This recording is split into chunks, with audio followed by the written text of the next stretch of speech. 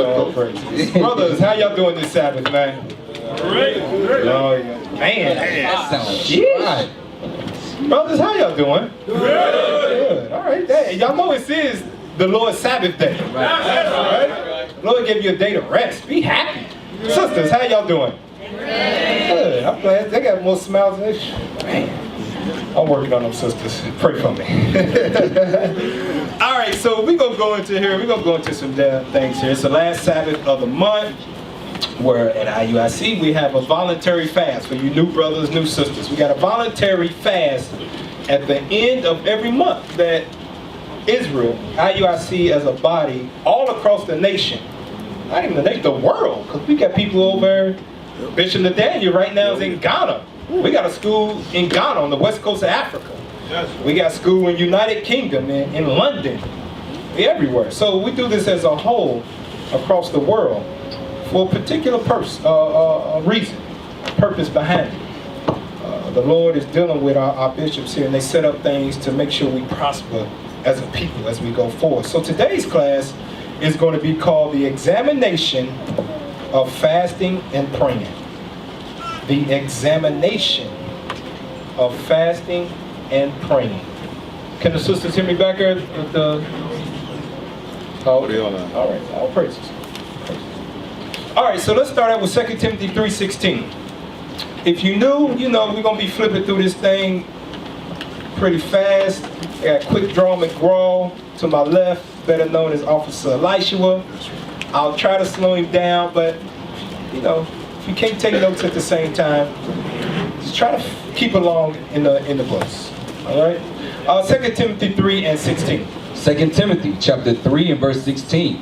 All scripture is given by inspiration of God and is profitable for doctrine, for reproof, for correction, for instruction in righteousness. So, you know, a lot of times in the world, especially in religion, our people, they live in theory by this scripture. Say, yeah, all scripture is given by the inspiration of God, and that's where the buck stops, because all the scriptures of God are meant to do what? It's for reproof. It's for correction. And that's what our people hate to be in the midst of, correction.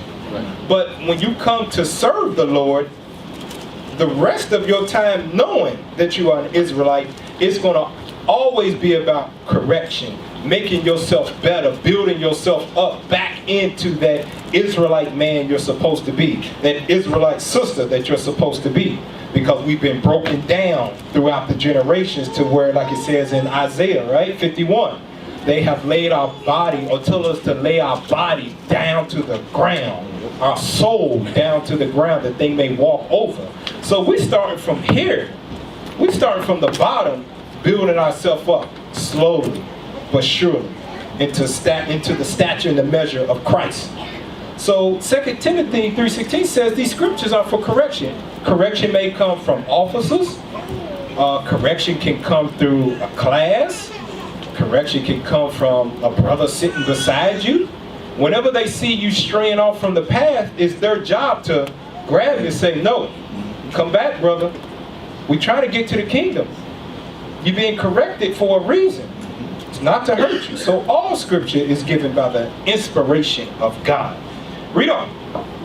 That the man of God may be perfect, thoroughly furnished unto all good works. So God says that all of these scriptures are to make you perfect by the end.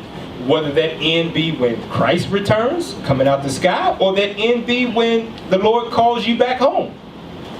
Either one of them, you're supposed to be using all of these scriptures to work on perfection as we get to that. The more and more you are hearing the words of God, building up your faith, you should be getting better every single time. So that's why we're going to go for fasting and praying, because this will help us get there. Go to 2 Corinthians 13 and 5. 2 Corinthians 13 verse 5. 2 Corinthians chapter 13 and verse 5.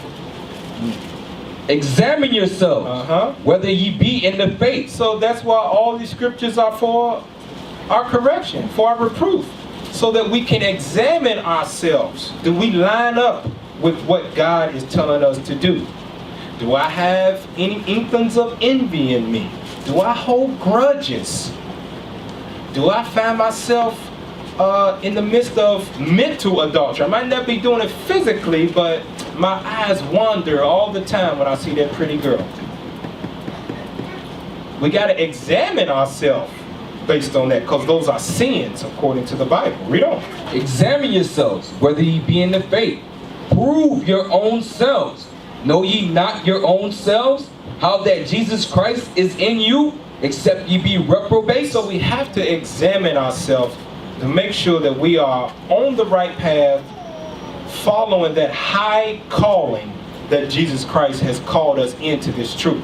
It's a heavy responsibility to be an Israelite. You got to walk in the Spirit at all times.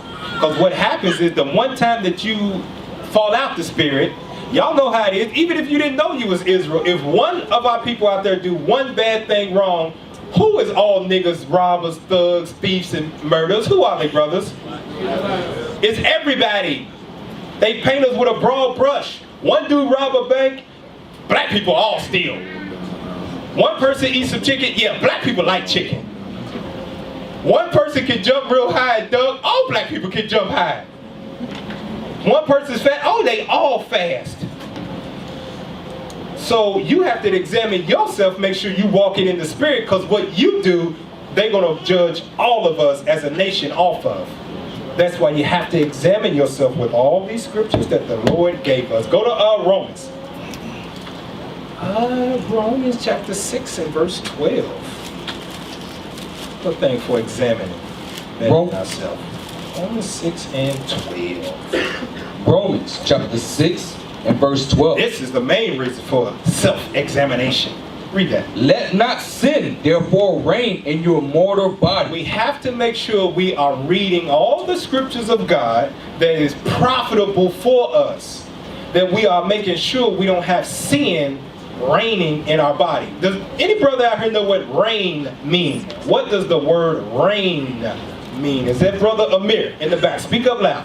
What does the word reign? Let's say rule over you. Rule. Don't let it rule over you. And it can be very subtle that sin can be ruling over you to where you find yourself, you don't commit adultery, but sin is ruling over you and you find yourself watching sitcoms where you know they got their titties hanging out on this. Excuse my French, but I gotta speak truth to my brother.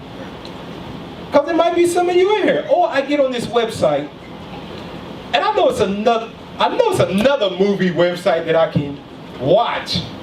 Not like this one, because when I click on it, I know in the back of my mind when I scroll down.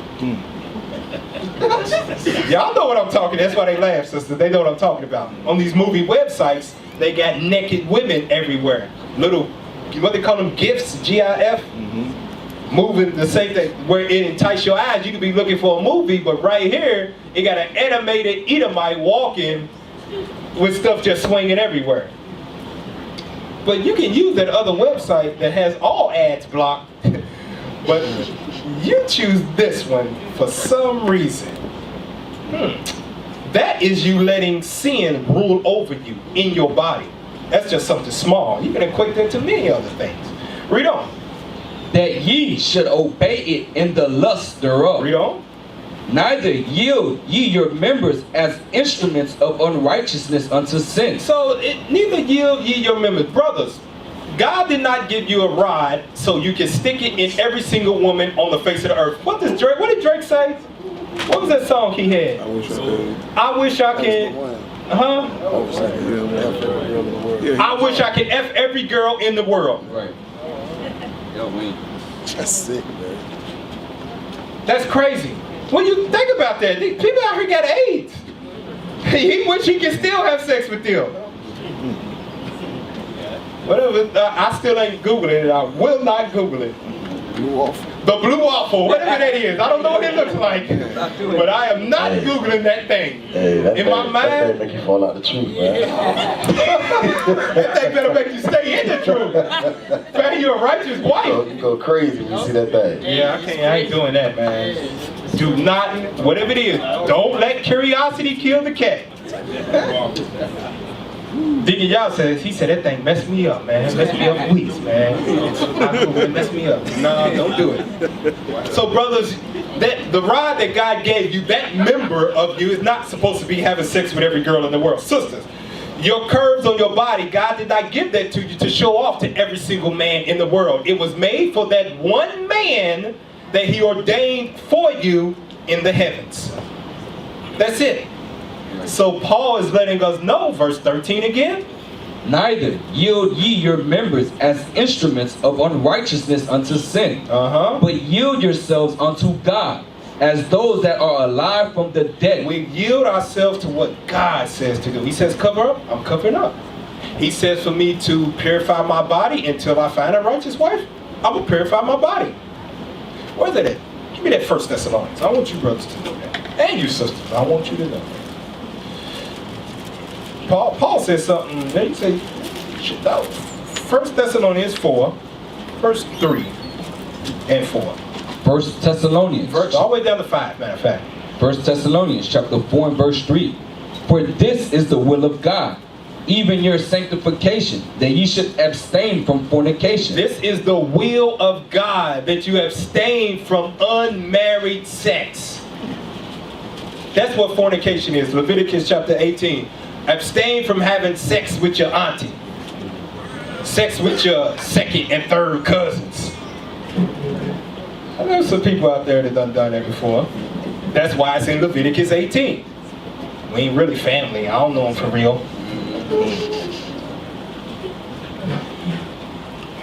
It says abstain from fornication, sleeping with animals. Some brothers might have dabbled in that. Porn with horses. Man, they got that stuff out there. I've been on some movie sites trying to find a movie, and then that daggone, what's that thing? Ad sync, click ad, what thing pop? One click ad pop up, boom, it pop up in your face. Ah, damn. Can't even find the X button. You just Throw the whole site put out. your head like this, trying to find the X button. That stuff's out there. We can't be doing that. Abstain from fornication. Verse 4. That every one of you should know. God says every one of you should know. Read on. How to possess his vessel in sanctification and honor. You should know how to possess your vessel, your body in sanctification, which is holiness and honor. That's what our black man and Hispanic man out there don't do. They don't honor the body parts that God gave them to procreate life. Sisters don't either. They don't honor that. They give it out to whoever. Whenever they get the itch, and whoever got the most money, whoever got on a nice chain and some nice jeans and Jordans and a nice fitted cap. No, that y'all think. Go back to Romans now. We've seen all manner of abomination out there today on South Beach. Dude, walk up on us.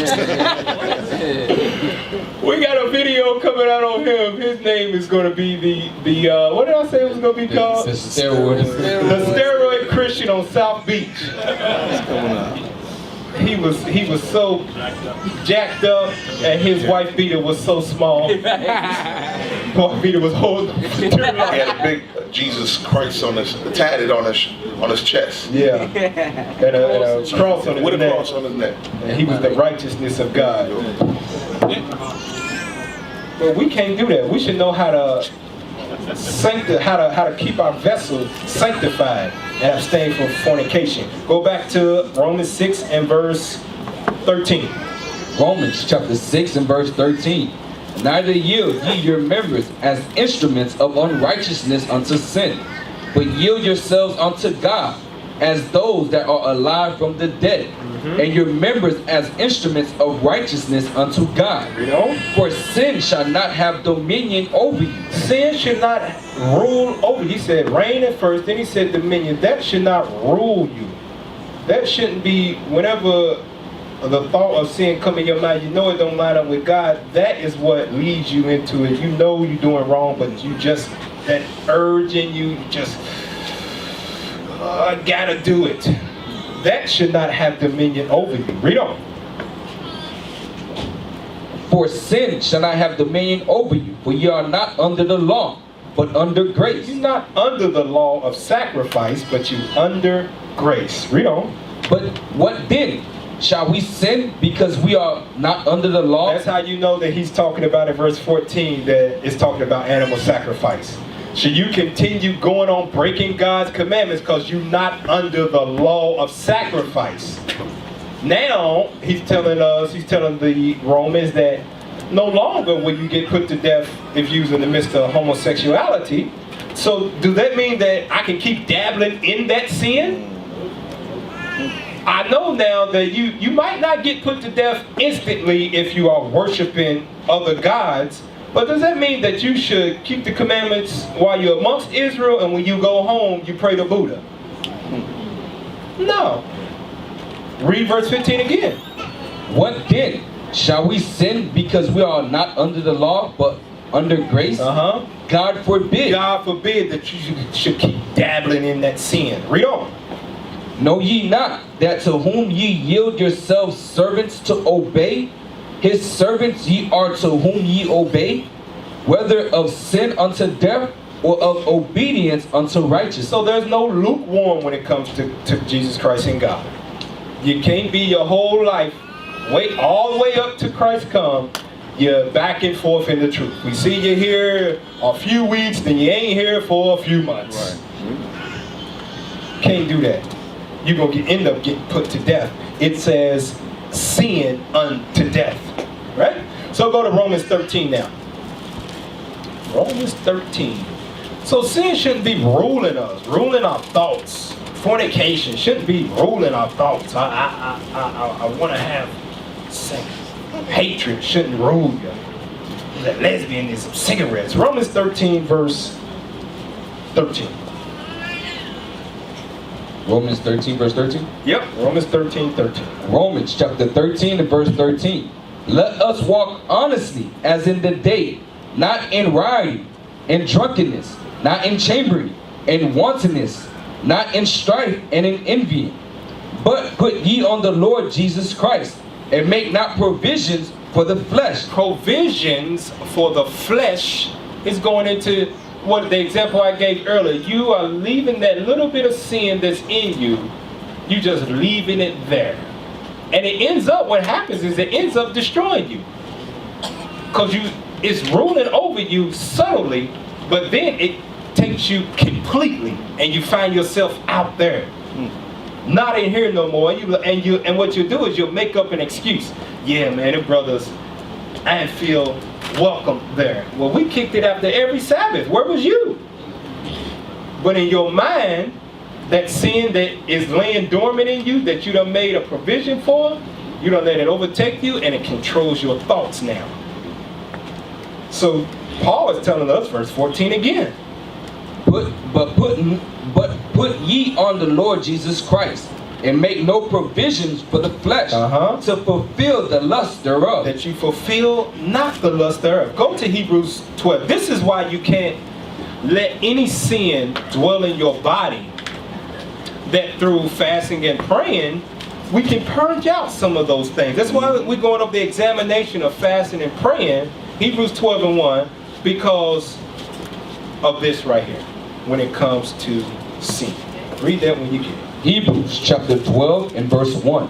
Wherefore, seeing we also are compassed about with so great a cloud of witnesses, let us lay aside every weight, and the sin which doth so easily beset us. And the what? And the sin which doth so easily beset us. Paul, through the Spirit of Christ, is warning you, let you know, sin is very easy to fall into. It is very easy to fall into that thing. It's all around you. The billboards, the TVs, it's on your computer. Hell, they got daggone plumber commercials. It was a plumber commercial. Esau answers the door, and the plumber is some model out of GQ talking about, I'm here to clean your pipes. Dang! That's a plumbing commercial? And she's all hot and bothered. It could be just like that. You could be flipping through the channels. go through HBO and it be late night, they got that soft porn on there and you see it, oh damn. And now that's in your spirit now. It's all around us. This whole kingdom is built off of sin. That's how it keeps on going and going and going, and that's how we stay on the bottom. Here's another one. How many of y'all, by show of hands, brothers and sisters, who by show of hands still listen to the radio in here?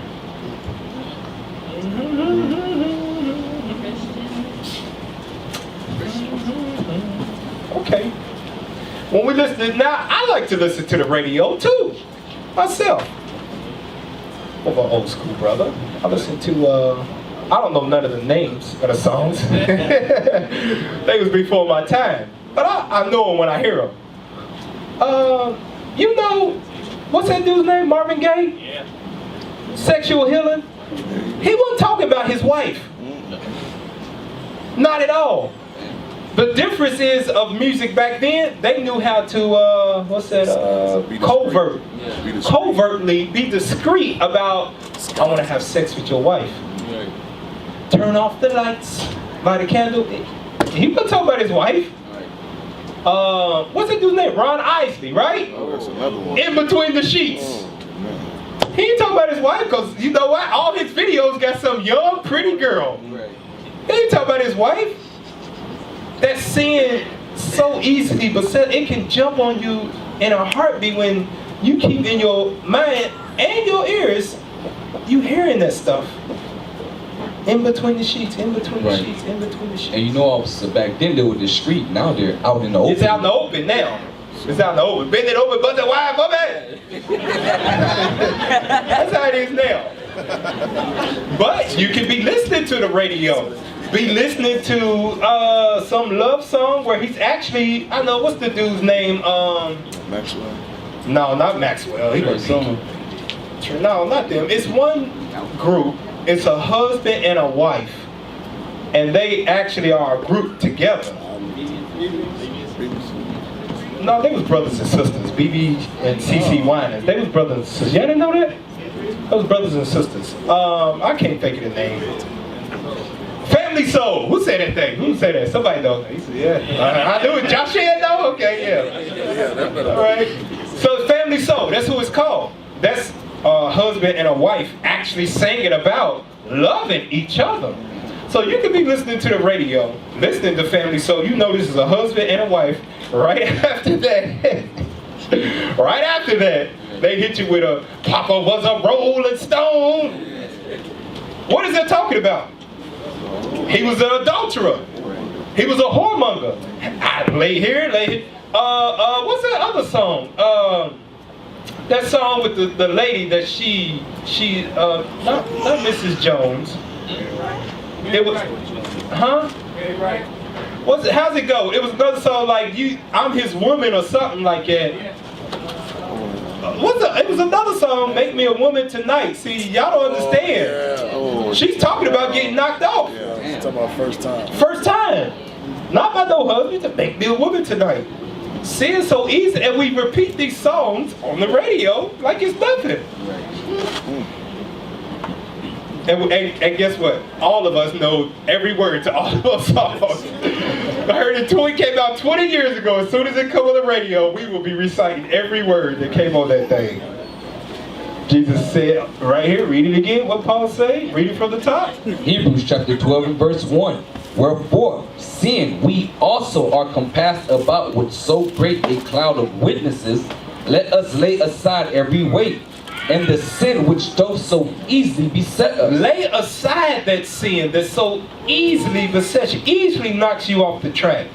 Because it's all around you. Lay aside that thing, read on. And let us run with patience this race that is set before us. And how are we going to lay that aside? That comes through praying and fasting. Now some of you are new in here, probably ain't never really fasted a day in your life. I know you have it. You ain't got to tell me, because I used to be caught up in white man religion too. Or pastors say fast from sweets. Oh God. You know what that meant to me? I ain't gonna eat no Pop-Tarts. That's what that means to me. Well, fruit fast. I'm only gonna eat little pineapple cups.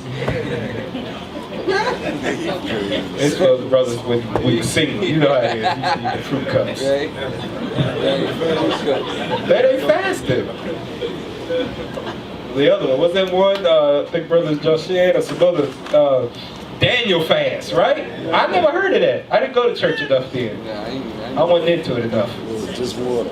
Huh? Just water. Oh, just water. I ain't never heard of that one either. I never paid attention to that. When I went to church back in the day with my granny, I would read the Bible. I wouldn't even pay attention to the pastor. I'd be reading it. That's how I know when it was it say in Isaiah 29 about he had blinded our eyes, deep sleep. I read this thing all the time sitting in church. Had no idea what it was talking about until I found out I was Israel. That's how I know the Bible is a real book. These spiritual eyes really do got them. Really do got them. All praises woke us up. So, yeah, that ain't really fasting. So, go to Proverbs 28 and 9. Because we talked about fasting and praying, right? But some stipulations before you even get there. Proverbs 28 9, read it when you get it. Proverbs chapter 28 and verse 9. He that turneth away his ear from hearing the law, even his prayer shall be an abomination. So God is telling you, when we was in religion, to make believe fast, if we wasn't even keeping the law, it was pointless to even fast. It wasn't even being heard anyway. We was wasting our time. We was on a diet. We was on a diet. Because God said, he that turneth his ear from hearing the law, even his prayer is an abomination. So to fast and not keep the laws but pray, it was a waste of time. Disgusting in the eyes of God. That's what abomination means. Go to 1 Peter 3 and 12. Some more of that. 1 Peter 3 and 12. 1 Peter chapter 3 and verse 12. For the eyes of the Lord are over the righteous, and his ears are open unto their prayers. Brothers, what makes us righteous? I need a brother to give me a precept. Nope, you hear enough. See if we got no. Y'all four brothers, put your hands down. I want a brother that tries to blend in the purple and don't never say nothing. I want you to raise your hands. You've answered questions before, Brother Razis. I want these ones that, when I said that, look down. Those brothers. And we got time, because guess what? I can edit this out on YouTube. So I'm going to wait on y'all till y'all raise your hand and show me what righteousness is in the Bible. Oh, no, Brother Tabor, you been around here a while. And John, you got it. Come on down. Stand up, brother. Let's see. What is righteousness? Am I saying it right? Ajani. Okay. Deuteronomy 6:25. Deuteronomy chapter 6, verse 25. I'll take it. Let's go to it. Deuteronomy chapter 6 and verse 25. And it shall be our righteousness if we observe to do all these commandments before the Lord our God, as he has commanded us. It shall be our righteousness. Now let's go to the one in the New Testament. What's the one in the New Testament? Any brother know? All right, now this is for another brother. See, I got the other brothers. Okay, Zashay, you had your hand up first. We got one in the old, one in the new. We always got to be able to hit them in both the old and the new. We got it all covered. What you got? Luke 1 verse 6. Go ahead, read that, Officer Joshua. Luke chapter 1 verse 6. Zashay trying to get his 15 minutes of fame. He's ready to read. He's ready to read that thing. Luke chapter 1 verse 6. And they were both righteous before God. They was both what? Righteous before God. Jump up and let's read the verse before that. See who it's talking about. Luke chapter 1 and verse 5. There was in the days of Herod the king and priest named Zacharias, of the course of Abiah, and his wife was of the daughters of Aaron. What tribe was Zacharias from, brothers? Levi. Okay, half y'all didn't know that. He was from the tribe of Levi, okay? John the Baptist was from the tribe of Levi.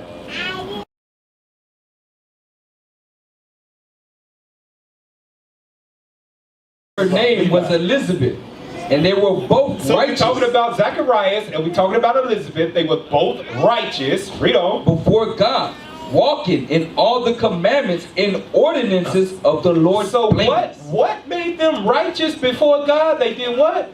Walking in all the commandments and ordinances of the Lord blameless. Now let's go back to Peter's now. That's what makes us righteous. For all of our Christian brothers that may watch this one day, say, I'm the righteousness of God. Yes, you are, when you keep the commandments of God. Now is no longer the sacrifice that makes you righteous. You are the righteousness of God by keeping His commandments. That's what it means when it says, I am the righteousness. We have become the righteousness of God. It's because it's no longer an animal that makes you righteous. It's you keeping the commandments.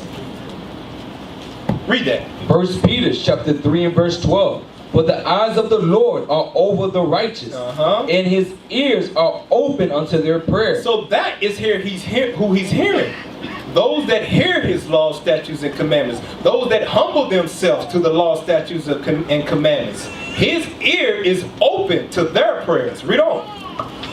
Is that it on that? But the face of the Lord is against them that do evil. His face is against them that sin. Meaning that He's setting up ways to kill you. You just got to press the button, send the angel to do it. That's all. That's what that means. Go to John chapter 9 verse 31.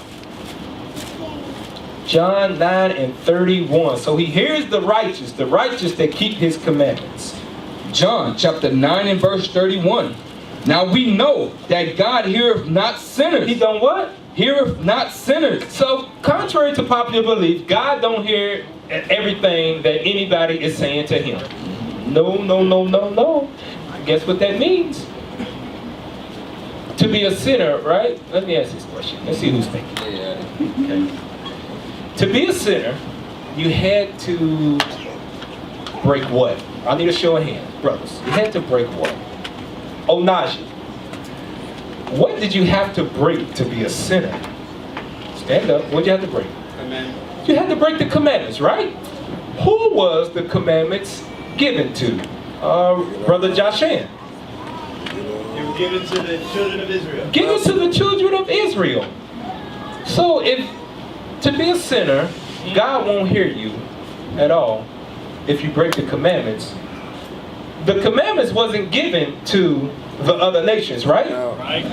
So has God ever heard the prayers of the other people on the earth? No. Never. That's Never. Ever heard their prayers at all. So if that's the case, how did they get all this stuff? Let's go to it. What's that, Matthew 4, right? Let's go to it. Luke 4? Luke 4. Let's go to Luke 4. Then we coming back to John 9:31. So this is for some of you coming in new that's saying, you know, God loves everybody. Well, we just read. He don't even hear sinners. He had to have the commandments to be in the midst of sin. He didn't give them the commandments. That's right. Never heard them. Let's see. Read that, Luke 4. Luke chapter 4 and verse 5. And the devil taking him up into an high mountain. And the who? And the devil taking him up into an high mountain shewed unto him all the kingdoms of the world in a moment of time. Who's ruling over the entire world since they came into power, brothers? Who? Make it plain to them. What we call it? White man. White man. Rednecks. Cave dwellers. I know that sounds harsh, but that's what Caucasian means. Cave dwellers. We don't. And the devil said unto him, all this power will I give thee, and the glory of them, for that is delivered unto me, and to whomsoever I will give it. So since God ain't hearing the prayers of the other nations, who gave them all this stuff they got, brothers? The devil. Satan gave them all of that stuff. Now go back to John 9:31. That's just a little trinket in there. So let's get back to us now. John 9:31. John chapter 9 and verse 31. Now we know that God heareth not sinners, but if any man be a worshiper of God and doeth his will, him he heareth. That is who God is going to hear when you're fasting and praying, if you're doing his will. Now I need a brother that you already know I'm going to ask, right? What's the will of God? Is that Yehoshua? Is that how we say it? Yeshua. Y'all got the same thing. Y'all need to change it. What did Bishop Nathaniel talk about? That's about the fifth Yeshua we got. All right, come on, stand up. So we got Yehoshua. Yeshua. Yeah, sure. Okay. It's same name? Yeshua. Yeshua Judah, Yeshua Zebulon. That might help. Okay, go ahead. Go ahead, Yeshua. Psalms 40 verse 8. And let's go to it. Good job, young man. Psalms 40 and 8. You studying. That's good. Make your parents look good. Psalms chapter 40 and verse 8. I delight to do thy will, O my God. Yea, thy law is within my heart. God's will for each and every one of us in here is to keep his laws like he gave Adam from the beginning. That is the will of God. So when we do his will, then God hears us when we pray unto him. Let's go to the book of Psalm 66 real quick. Our forefather David. See if he spoke on that about God hearing us when we are not in the midst of sin. That's why when I started out, we got to rid our body of sin if we want God to hear us when we pray to him. Because he can hear you. He said, I ain't paying attention to nothing he said. He got that hot pocket of sin. He made that provision for flesh, in his flesh. When he dabbled in it, I spoke to him.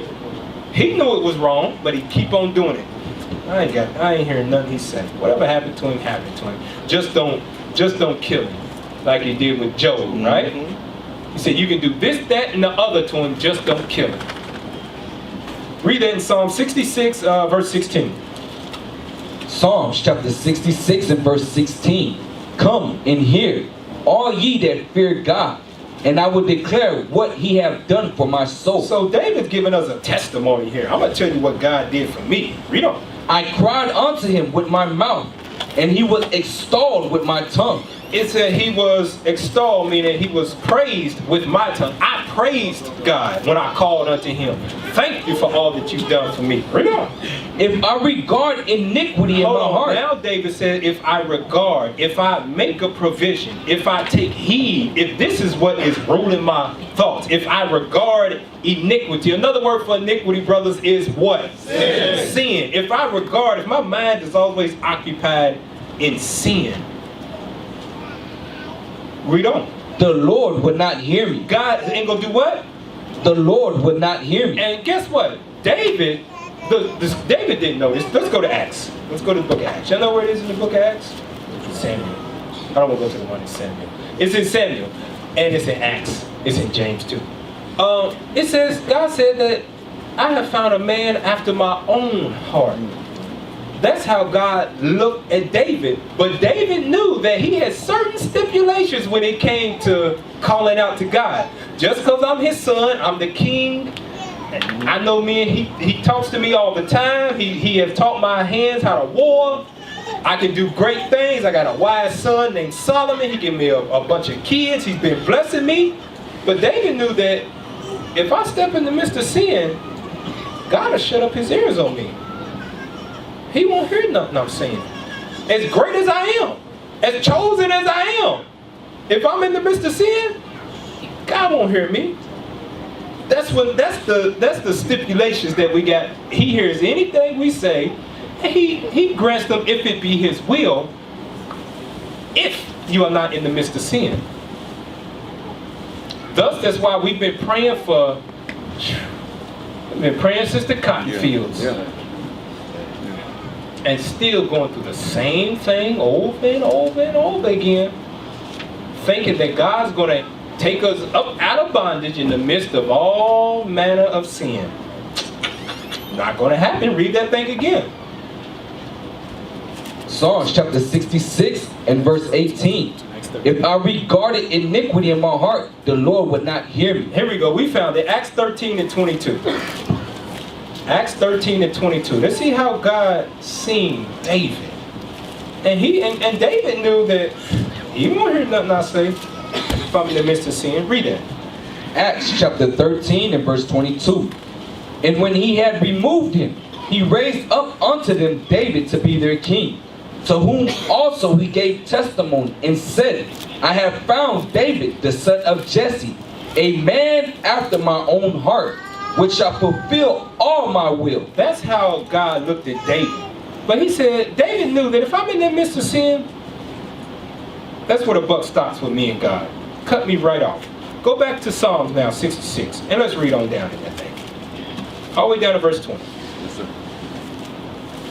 Psalms chapter 66 and verse 16. Come and hear all ye that fear God, and I will declare what he hath done for my soul. I cried unto him with my mouth, and he was extolled with my tongue. If I regard iniquity in my heart, the Lord would not hear me. But verily God hath heard me. He hath attended to the voice of my prayer. Blessed be God, which hath not turned away my prayer, nor his mercy from me. All praise. Take heed to that right there.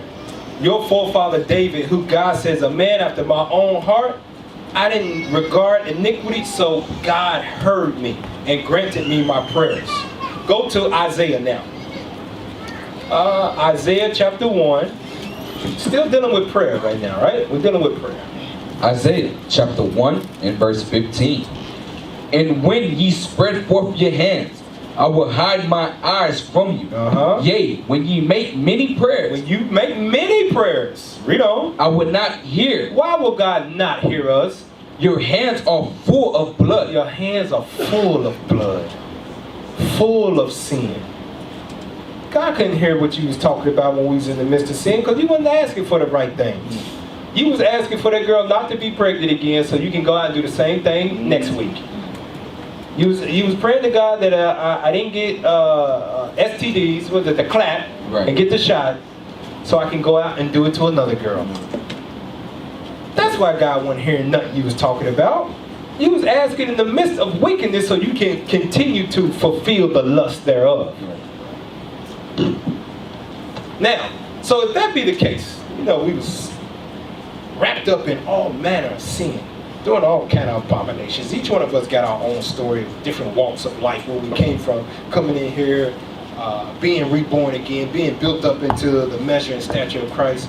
How did we get to this point? Why weren't we wiped off the face of the earth? Because God had every right to kill us in the midst of sin, right, brothers? Every right. He would have been justified. Daniel said that. He said, Lord, thou art justified in all that thou hast done unto us, for we have sinned against thee. So how did we get here to this point? Go to 2nd Ezra. Show me something. 2nd Ezra chapter 7. Coming up to this point. And we end here. 2nd Ezra chapter 7, verse 62. 2nd Ezra chapter 7 and verse 62. Let's see what Ezra's knew. I answered then and said, I know, Lord, that the Most High is called merciful. He's what? Called merciful. He's called merciful. Read on. In that he have mercy upon them which are not yet come into the world, and upon those also that turn to his law. So, here we go. Try not to go too deep. But remember what we read over and over again as prophets. God said, before I formed thee in the belly, I knew thee, and I ordained thee a prophet unto the nations. God was merciful on you before you got here and knew all the sins that you was going to commit, because he knew that one day he was going to turn to his law. When you heard it and humbled yourself down. That is why each and every one of you brothers and sisters is still alive to be breathing on the Sabbath day. The Lord was merciful on you in your sin, because you young black man, Hispanic man in here, it's millions of them out there getting shot down. It's millions of them in the prison house. It's millions of sisters that's been raped, robbed, and murdered, shot. But God said, I'm going to be merciful, because it's going to be one day they're going to see a video of my prophets teaching, and I know when they hear my voice, they're not going to follow nobody else. And that was ordained before he said, let there be light. When we was dwelling in the heavens with him, we was following his everything he said. And guess what? It's going to return to the days of old. That's why the scriptures say that all thy people shall be righteous. We're going to go back to following the same laws, statutes, and commandments, keeping those feast days when the kingdom of heaven comes, just like we was in the beginning. So read that thing again. That thing's heavy. That we even hear after all the manner of sin when our hands was full of blood. We might have killed some people, robbed some people, held some people up at gunpoint, sold some drugs, sold our body for some money to get a bill paid. We might have did all kind of things. But God said what in verse 62? 2nd Ezra chapter 7 and verse 62. I answered then and said, I know, Lord, that the Most High is called merciful, and that he have mercy upon them which are not yet come into the world, and upon those also that turn to his law. Read on. And that he is patient and long-suffering, those that have sinned as his long creatures. suffereth with those that have sinned as his creatures. Read on. And that he is bountiful, for he is ready to give where it needed. And that he is of great mercy, for he multiplieth more and more mercies to them that are present. All praises that Jesus Christ came. That's how it said. It didn't say he's doubling. It says he does what? He multiplieth. More and more and more mercies. Because we in captivity, we in the midst of sin, and it's some stuff we can't even control. Like the law says that our garments ain't supposed to be mixed, but we can't do nothing. Our socks got different type of stuff in it. Our underwear got different type of stuff in it. Esau forces us to work on the Sabbath day sometimes. So God said, you know what? I got to multiply my mercies for them, so that they can keep my law, statutes, and commandments until my son returns. Read on. To them that are present and that are past, and also to them which are to come. That's us. Read on. For The reason why, because it says mercy to them that are present, that are past, and also to them to come, because we was going to come back on the earth again. So he gave us mercy back then. He had to extend some more mercy when we came back again. The evils increase. The evils increase. That's another topic, another class. But go ahead. For if he shall not multiply his mercies, If he didn't multiply those mercies, the world would not continue with them that inherit therein. And he pardoneth if he did not sow of his goodness, that they which had committed iniquities might be eased of them. Read on. The 10,000th part of men should not remain living. Woo. If it wasn't for the mercies of God being patient and compassionate with us when we was niggas and niggettes, he said up into the 10,000th generation, you wouldn't even be here. The 10,000th generation. That's how much we have sinned against God. That it would have took that long for him to be like, okay, now it's cool for him to come back. You got something else? Yeah, Go ahead. Just to touch on what you just said. Here's Psalms chapter 1, 24. Psalms chapter 1, verse 20. Chapter 124, verse 1. Read that. Psalms chapter 124 and verse 1. If it had not been the Lord who was on our side, now may Israel say, Come on. if it had not been the Lord who was on our side, when men rose up against us, Read. then they have swallowed us up quick. Then they had what? Swallowed us up quick. How many Israelites died on the way to this side of the earth? 100 million. Millions. How many Israelites died during the time of 1400, during the time of the conquistadors and the Spaniards? Millions. 270 How many Israelites? million How many Israelites are dying yearly in America? Just America alone. abortions alone. And we still, and the most I say, we still a number that can't be numbered. Right. How are we still here? Anybody else would have died off a long time ago. Right. Any other nation would have died off a long time ago. Read that verse again. Then, Verse 2. verse 2. Psalms 124 and verse 2. If it had not been the Lord who was on our The side, Most High was on our side, even in our wickedness. Because he knew one day he was going They to gonna turn repent. to the law. right. So if that's the case, are we done? Yeah, we done with that. If that's the case, that he multiplied his mercy so that we can be here in this day and age, living and breathing, the least that we can do is what? Present our bodies as a living sacrifice to him. We owe it to him. You owe it to God. That's your payback for him allowing to let you breathe every day. I know we don't think about that stuff. You know, we so caught up in work and living day to day. Sisters, I gotta cook for the kids, I gotta wash the clothes, I gotta go to work, brothers gotta wake up early, I gotta do this. And we forget the little things that we could have been wiped out. We could have got caught up in that abortion clinic. You could have been up in that abortion tube somewhere. It could have easily happened. But the Lord put the spirit on your mother and your father to say no. Let him live. He's gonna be a prophet. She's gonna be my daughter of Sarah. And so if that's the case, praying and fasting should be an easy, humbling to us. We should be willing to do that thing.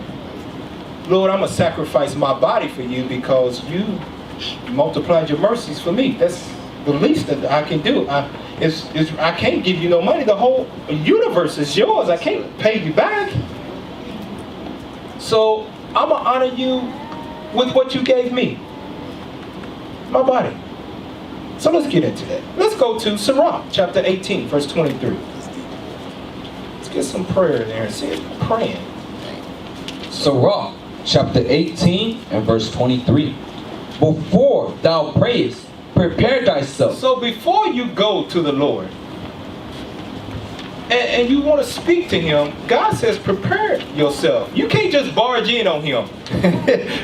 You just can't barge in on God. Hey God, I'm going to talk to you real quick. I know you got other stuff going on right now, but I got something to say. No, he said prepare. So it said before thou prayest, prepare thyself. Read on.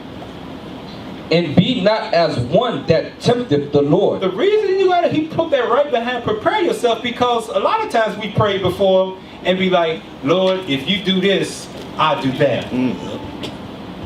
Praying. Lord, if you do the show, Lord, if you really God, you'll do this. God said, you better get your mind right before you step to me. Prepare what you're going to say, because you might slip up and say something stupid. And that prayer that you was asking for is going to backfire on you. So before thou prayest, prepare what you want to say to the Lord, so you can mean what you're talking about. Go to Sirach 33. 33, and I believe it's verse 4, right? Yes, sir. Yeah. Sirach, chapter 33 and verse 4. Prepare what to say, and so thou shalt be heard. So over and over again, God is telling us, prepare. Prepare yourself, and that's one thing that, you know, I'm a victim of it too sometimes, and I'm working on it. I'm repenting. I don't prepare enough a lot of the times. I don't prepare, and we don't, as a people, we don't prepare enough. We live as we go. As we go, we'll work it out. You know, whatever happens, happens as we go. But God is saying, as a righteous and understanding people, prepare. Start planning stuff out. Yeah, we don't know when he's going to call our number to go back to him, or when Christ is going to return, but we should have a plan for the days that we do live, and Lord's will, we get to see those things fulfilled. Prepare what to say, so thou shalt be heard. Read on. And bind up instruction, and then make answer. So think before you speak, is what he's saying. Go to Matthew 6 and 5. Matthew 6 and 5. What does it mean? Prepare. Matthew chapter 6 and verse 5. And when thou prayest, thou shalt not be as the hypocrites are, for they love to pray standing in the synagogues and in the corners of the streets, that they may be seen of men. So they want to appear righteous before all. Read on. Verily I say unto you, they have their reward. The reward that they have is from man. Oh, look at them. They so righteous. They God-fearing people. They are Christians. Read on. But thou, when thou prayest, enter into thy closet, and when thou hast shut thy door, pray to thy Father which is in secret, and thy Father which seeth in secret shall reward thee openly. Now I want to answer. I want a truthful answer here, because the scriptures say, "Thou shalt not lie."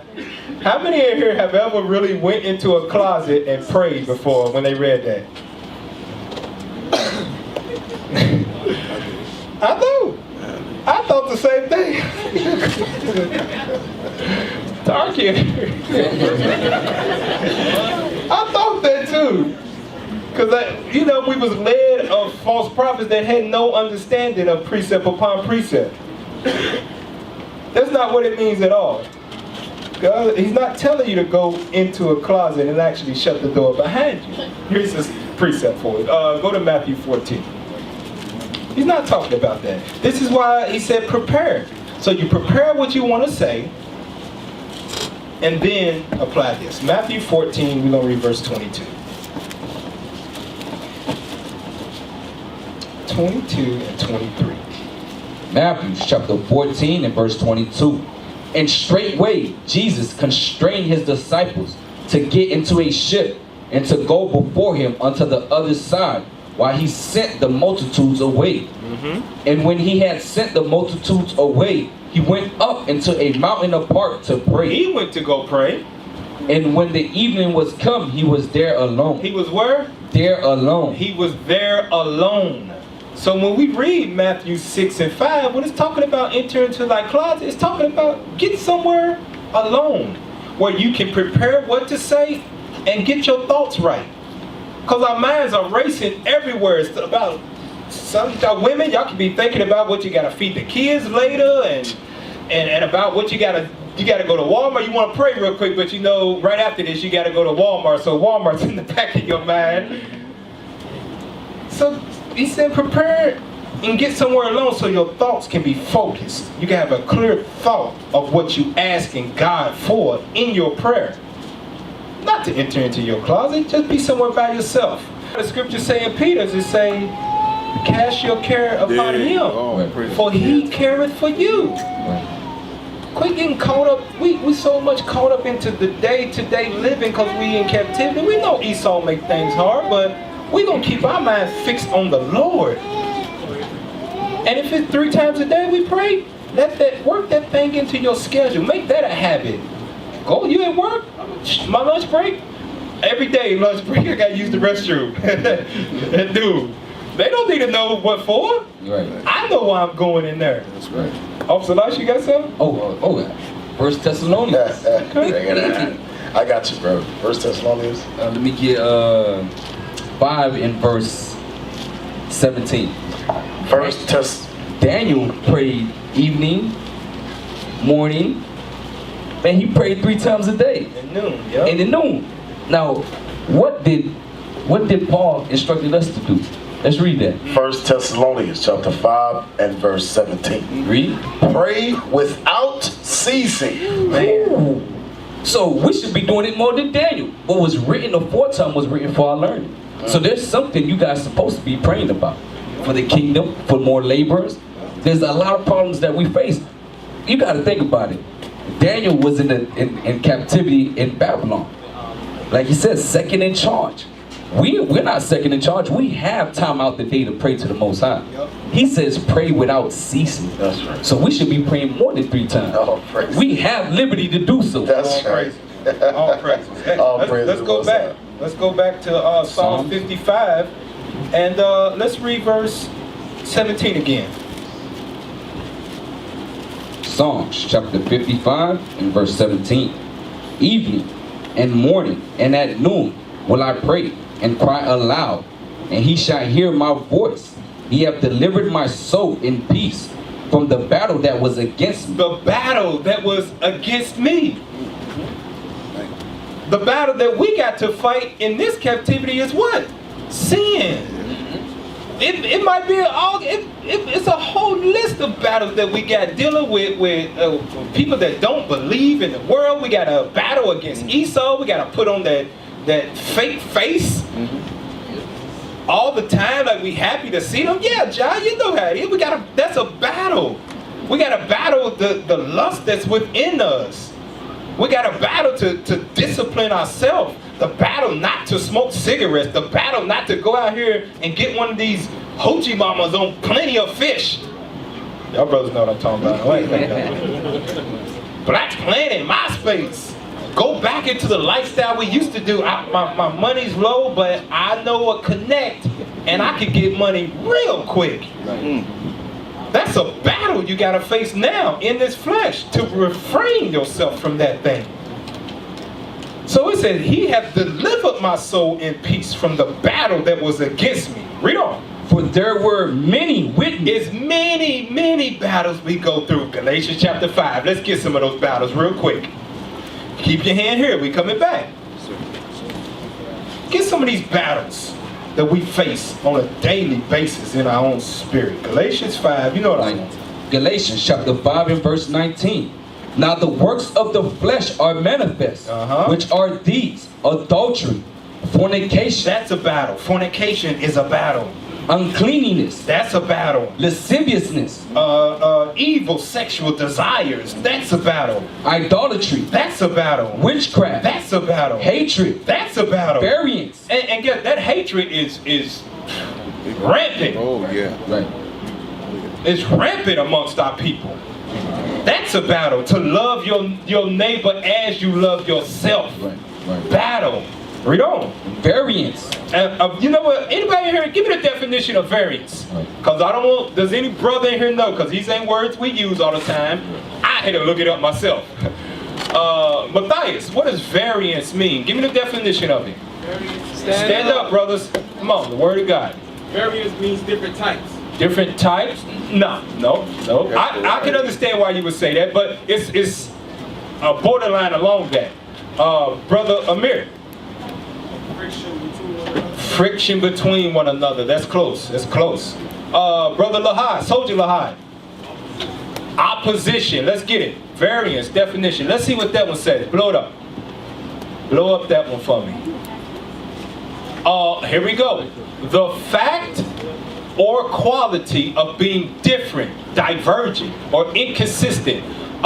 Where's the synonyms? Here we go. Difference, variation, discrepancy, dissimilarity, disagreement, conflict, deviation, contrast, contradiction. That's the battle we get, because remember the scriptures say that we got to gather ourselves together and we got to all speak the same thing, being one mind, one spirit. But the battle that if you don't conquer that thing, you can find yourself in you're always at a disagreement with your brothers and sisters in here. You're always in a disagreement with your sisters in here all the time. Something always wrong with her. That's the works of the flesh that you gotta battle. What we got? The state or fact of disagreeing or quarreling. Always into something. That's what variance means. That's the work of the flesh. Because we like to do that, especially the women. They like to go back and forth. He said, she said. But we gotta battle that thing. Read on. Emulation. Read it. Variance. Emulation. Emulations. Any brother know what emulations is? Give me the definition for that. Josh Ann, what is emulations? To emulate means to like mimic. Mimic? Okay. Okay, right. Let's see. Emulations. Any other brother know? Give me emulations and go to Merriam. Go to Merriam's. Merriam's. Second one. There we go. Emulation. Ambitious or envious. Rivalry. That Esau. Ambitious or envious rivalry. Emulation. You always trying to outdo somebody. Right. Always trying to be better than somebody. You know who gave you that spirit? Brothers, sisters? Esau. That ain't of God. Because all our people, when we was in our right mind in our land, we all had the same mind. Defending ourselves from the nations, keeping these commandments. But what happened when the Greeks came into power, introduced the heathenist fashion, the Greek fashions, then you got that rivalry spirit. I gotta be better than you. Ain't that what rap music's based on? Rivalry? Emulation's what God called it. Nigga, I did this, nigga, I got 10 cars, blah, blah, blah, blah, blah. Get rich and die. That's what it's based on. God said, that's the battle that we gotta face. We can't have that. Read on. Emulations, wrath, you just violent as hell. Read on. strife, Always got problems. seditions, heresy, envy, murders, drunkenness, reveling, and such like. And even if he didn't name it in there, and such like, these are the battles you gotta face here in your flesh, and such like. Of the which I'll tell you before, as I have also told you in time past, that they which do such things shall not inherit the kingdom of God. That's why we gotta always examine ourselves. Because if you fall into the category of these things or anything else that don't line up with God, you're running this race for no reason. You're running the race for no reason. Go back to Psalms 55. Psalms chapter 55 and verse 18. He hath delivered my soul in peace from the battle that was against me. For there was many with me. It's many battles we face every single day. Read on. God shall hear and afflict them, even he that abideth of old. Selah. All right, let's go to, jump back up to verse 1. Because he said at evening, morning, and at noon, I'm going to pray. Why is he praying for all the time? Verse 1. Psalms chapter 55 and verse 1. Give ear to my prayer, O God, and hide not thyself from my supplication. Attend unto me and hear me. I mourn in my complaint and make a noise because of the voice of the enemy. So David was praying evening, morning, and noon because of the enemies he was surrounded by. Ain't we surrounded by enemies, brothers? Yes, sir.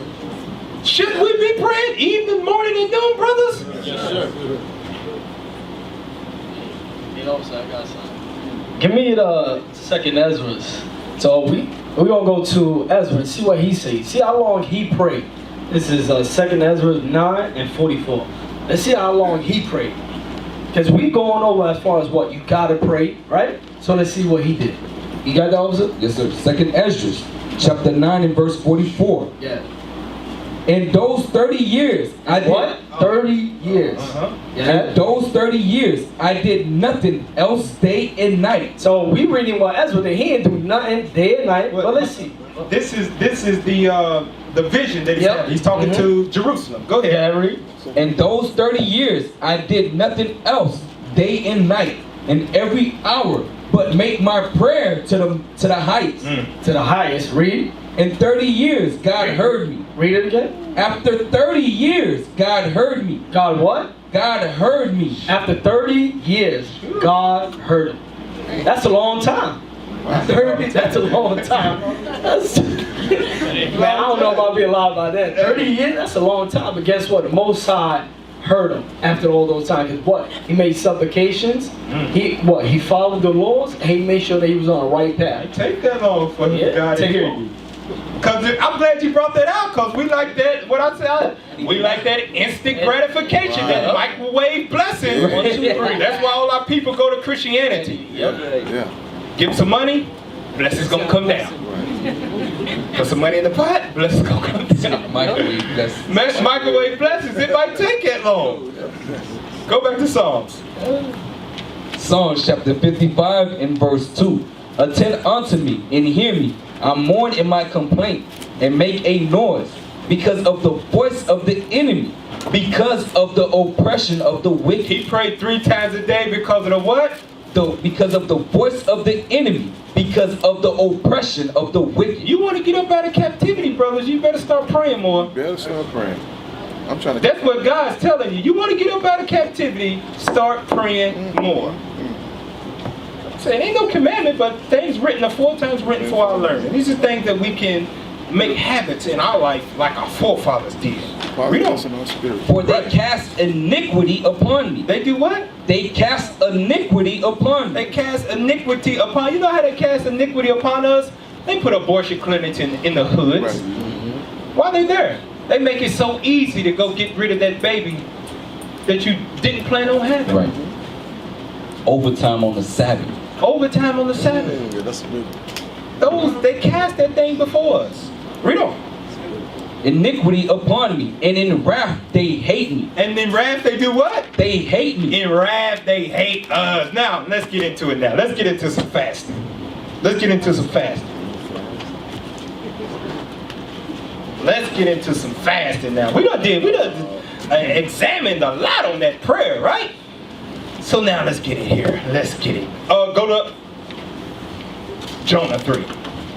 Gotta find out what is fasting first. Let's go to that. Jonah 3, and I think you know that one, right? How do we fast? I got new people here. I want to make sure they know. Hey, where's a new brother? New brothers that in here. I want a new brother. Here first time. Where you at? Stand up, brothers. Don't be shy. You at home. It's your brothers and your sisters. We just been waiting on you to come back. Now, what did y'all learn? You right here in the black shirt first, up here. You right there. How did you learn what fasting was in Christianity? What did they tell you it was? Basically, they say that we're not supposed to eat. They're not supposed to do what? They're not supposed to eat.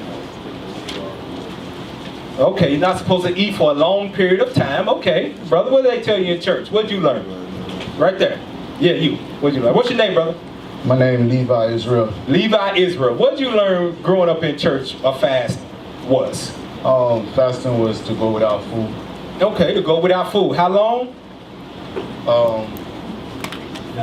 It wasn't really a limited time on it. Okay, so they didn't tell you that. Go ahead. Brother behind you, what's your name? Levi Israel. Okay. How you? I'm Kirk. Kurt. Okay, yeah, emailed. Okay. Kurt. What did you learn? Pretty much the same thing. Fasting is refraining from eating and praying. Okay. Eating and praying. Okay. Refraining from eating. Oh, did y'all all 3 go to the same church? Because y'all said the exact same thing. How many people in here learned a fast was not to eat or drink anything when they was in church and religion? How many of y'all, by show of hands? 1, 2, 3. How many of y'all learned that you can fast from whatever you wanted to fast from? Oh, okay. That church I went to was... You can fast from video games. Yeah. You can fast from TV. Right. All that. So I never learned what a true fast was. Brother Amir. Some Christian churches teach that you can just drink water and crackers. Some Christian churches teach you can drink water and crackers. I guess that would be a fast in there because crackers really don't fill you up. So you eat that. All right, let's see what a fast is to God. Jonah chapter 3. Jonah chapter 3 and verse 5. So the people of Nineveh believed God and proclaimed a fast. All right, so who was the people that was in Nineveh? Are we talking, was this some Gentiles? Who was the people in Nineveh? Judah had his hand up first. The Israelites, God said go prophesy. The Israelites said what? That God told Jonah to prophesy to. Okay. Anybody else want to expound? There's some more to that. Who are they? Yeah. Detail. There you go. Okay, Brother Zephaniah. Who are they? Because what has been taught is that the people of Nineveh were other nations. God sent Jonah to the other nations to tell them to repent. See, all people God deal with. Northern kingdom of who? Samaria. So what captivity is this we're reading about? This is why I ask these questions. I got to make sure we know these things. What captivity is this that we're talking about? The people of Nineveh. Brother Judah again. Yeah, I guess I gotta go to it. No, let's go to Tobit. It's not the Babylonian captivity. I'm glad we asked these questions. That's why we're going over this. Precept this. 1 through 3. No, not y'all soldiers, no. Tobit chapter 1 through 3. Tobit chapter 1, yeah, verse 1 through 3. Yeah, let's read it. Tobit chapter 1 and verse 1. The book of the words of Tobit, son of Tobel, the son of Ananiah, the son of Abdul, the son of Gabriel, of the seed of Asil, of the tribe of Naphtali. The tribe of Naphtali, which was the northern kingdom. Read on. Who in the time of Emanessar, Of who? of Emanessar, king of the Assyrians, Is the king of the Assyrians. He did what? was led captive out of Thisbe, which is at the right hand of that city, which is called properly Naphtali, in Galilee above Asher. Read on. I, Tobit, have walked all the days of my life in the way of truth and justice, and I did many alms deeds to my brethren and my nation who came with me to Nineveh. They came where? Came with me to Nineveh. So Jonah was sent to the Israelites that were in what city, brothers? Nineveh. During which captivity? The Assyrian. Now let's go back to Jonah. That's why from the Genesis to Revelation, this Bible is talking about the Israelites. That's right. You just need the precepts. So Jonah 3 and 5 again. Jonah chapter 3 and verse 5. So the people of Nineveh believed God. The Israelites, the northern kingdom, the tribe of Naphtali, Ephraim, all of them that was there believed God. Read. And proclaimed a fast. And put on sackcloth from the greatest of them even to the least of them. For word came unto the king of Nineveh. So now the king got word of this thing, of what the Israelites that he had captive was doing. He got word of it. Heard that Jonah was prophesying about destroying his kingdom. What did he say? And he arose from his throne, and he laid his robe from him, and covered him with sackcloth, and sat in ashes. And he caused it to be proclaimed and published through Nineveh by the decree of the king and his nobles, saying, let neither man nor beast, herd nor flock, taste anything. Let them not feed nor drink water. Let them not feed nor drink water. That is a fast unto God. For how long are we supposed to do? That's the question. Leviticus 23. Because some of you's like, hey, let me go a few hours. I'm real hungry. My stomach's growling now. So that means that I should eat now. I fasted long enough. You know what I'm on in Leviticus 23? Yep. Let's get it. I want to get straight to the point. Leviticus chapter 23 and read verse 32. 32. Leviticus chapter 23 and verse 32. Hold on. Jump up to read verse 26 and 27. We're going to jump. Yes, sir. Leviticus chapter 23 and verse 26. And the Lord spake unto Moses, saying, also on the 10th day of this 7th month, there shall be a day of atonement. It shall be an holy convocation unto you, and ye shall afflict your souls, and offer an offering made by fire unto the Lord. So you shall afflict your souls on the day of atonement. Jump down to verse 32. Leviticus chapter 23 and verse 32. Because on the day of atonement, we didn't eat anything. For how long? And it shall be unto you a Sabbath of rest, and ye shall afflict your souls in the 9th day of the month at even. From even unto even shall ye celebrate your Sabbath. So from sundown to sundown is when you can fast. Now, we read about, a lot of times, our forefathers did it much longer than that. We read Ezra did 7 days. Jesus Christ did 40 days. Moses did 40 days 3 different times. So, but you're supposed to fast. If you're doing it one day, it got to be from sundown to sundown. Not to when you get hungry enough, let me eat. No, not according to God. So, go back to Jonah. Did we finish that out? Yes, sir. Okay, we finished that out. Go to First Ezra in the Apocrypha. Get another precept. First Ezra chapter 9, and I want 1 and 2. Because remember, it said the people of Nineveh proclaimed a fast. The king heard it, and he said, let me put it out for everybody to do, even my own people. But Israel already knew how to fast. This is how you fast. Read it. First Ezra chapter 9 and verse 2. Verse 1. Sorry, verse 1. Then Ezra, rising from the court of the temple, went to the chamber of Jonan, the son of Eliasib, and remained there, and did eat no meat. He did what? And did eat no meat, nor drank water, mourning for the great iniquities of the multitude. So we already knew when we heard the word fast, we already knew that meant no water, no food from sun up to sundown. That wasn't something Christianity gave us the doctrine of you can fast from what you want to. No, we knew it meant no food, no water. So that means you can't brush your teeth. So when the sun is ready to go down, you better get a quick brush in. Because it's going to be another sundown before you can brush it again. Because you can't have any food or any water in your mouth. Right? Now, let's go to Isaiah 58 and 5. Isaiah 58 and 5. Because we read it in Leviticus, but we're going to read it again. Isaiah chapter 58 and verse 5. It is such a fast that I have chosen, a day for a man to afflict his soul. A day for what? A man to afflict his soul. A day for a man to afflict his soul. God's saying that when you fast, you're supposed to afflict your soul. Be in mourning. Afflict your soul. Why does God equate not a fast to affliction? Why does those two things go hand in hand? Brother Rassus, let's see. Why? Because you're putting your body through pain. Putting your body through pain. Okay. Some people can go without eating, it don't bother them. If you do it long enough, you get normal. It's like it's nothing to you. Uriah, why do you think? It's the teacher's discipline. It's to teach you discipline. Okay. Brother Shem, why would he say afflict your soul and fast in the same thing? I was going to say to gain understanding. Okay, to gain, that's what you get from it. Yeah. Who's that back? Brother Moses, let me see what you got.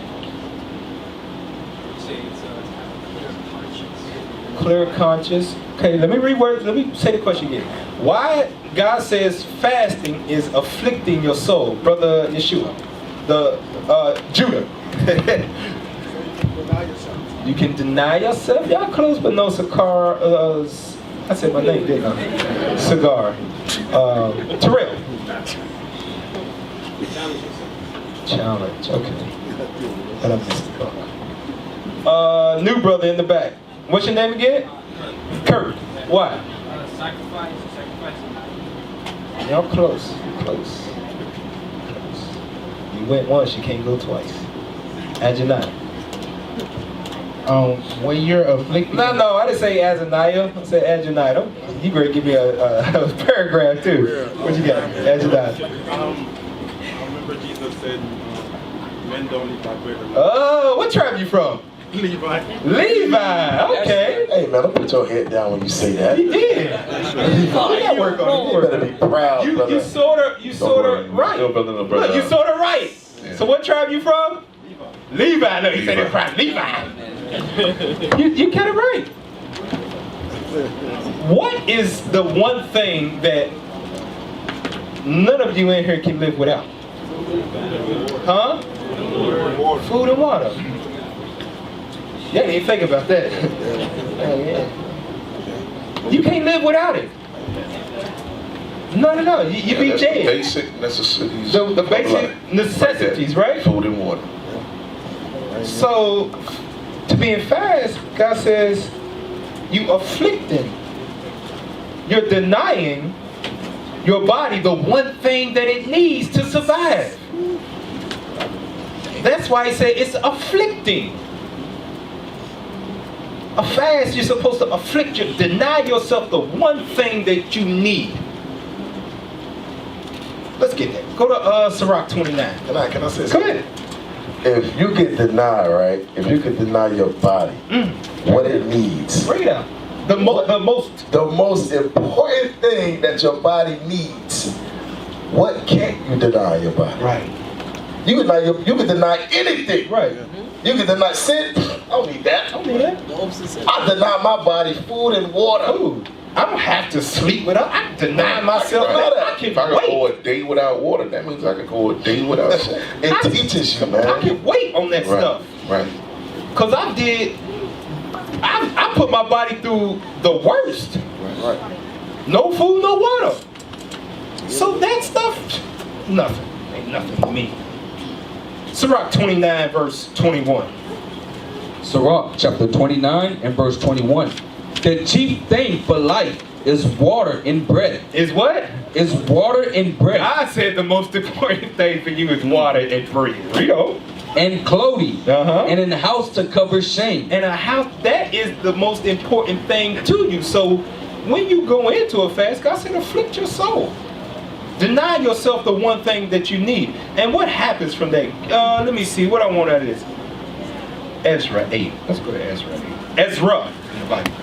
Ezra 8. I got something here. Something. I wrote that down. Let's see. Ezra 8 and 21. Let's see what that thing's saying. Ezra chapter 8 and verse 21. Let's see what happens with that thing. Go ahead. Then I proclaimed a fast. Ezra did what? I proclaimed a fast. For you new brothers and sisters, Ezra is the same person Esdras that we just read in the Apocrypha. One is written in Greek. They didn't have the Z's in that thing. Read on. At the river of Ahava, that we might afflict ourselves before our God. We might do what? Afflict ourselves before our God. And we just read in Esdras the way he proclaimed that fast. He said, nobody eat or drink so we can afflict ourselves before God, because he's watching. He sees everything. His eyes and his ears are attentive unto the righteous. Right. So he's looking at us right now. Let's proclaim a fast before God. Read. To seek of him a right way for us, and for our little ones, and for all our substance. So you want the Lord to speak to you and guide you? Afflict your soul. Deny yourself the one thing that you know you need to live. God says he means what he's asking me for. Look, he's denying himself food and water. How long it been now? 2 days? 1 day? No, it was Jesus. He did 40 days. Moses did 40 days. We got to build up to that, because we built way different than our forefathers was. That's why I said when Paul said when he come back, we're going to be changed into a twinkling of an eye. Because we're not like our forefathers. Still got the same spirit in us, but physically. I don't know if somebody can do 40 days, 40 nights, but build up to it. 2 days, 3 days, 4 days, whatever it be.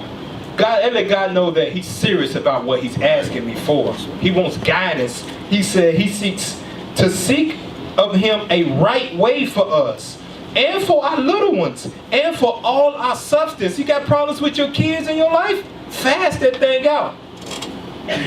Ask God to change their spirit.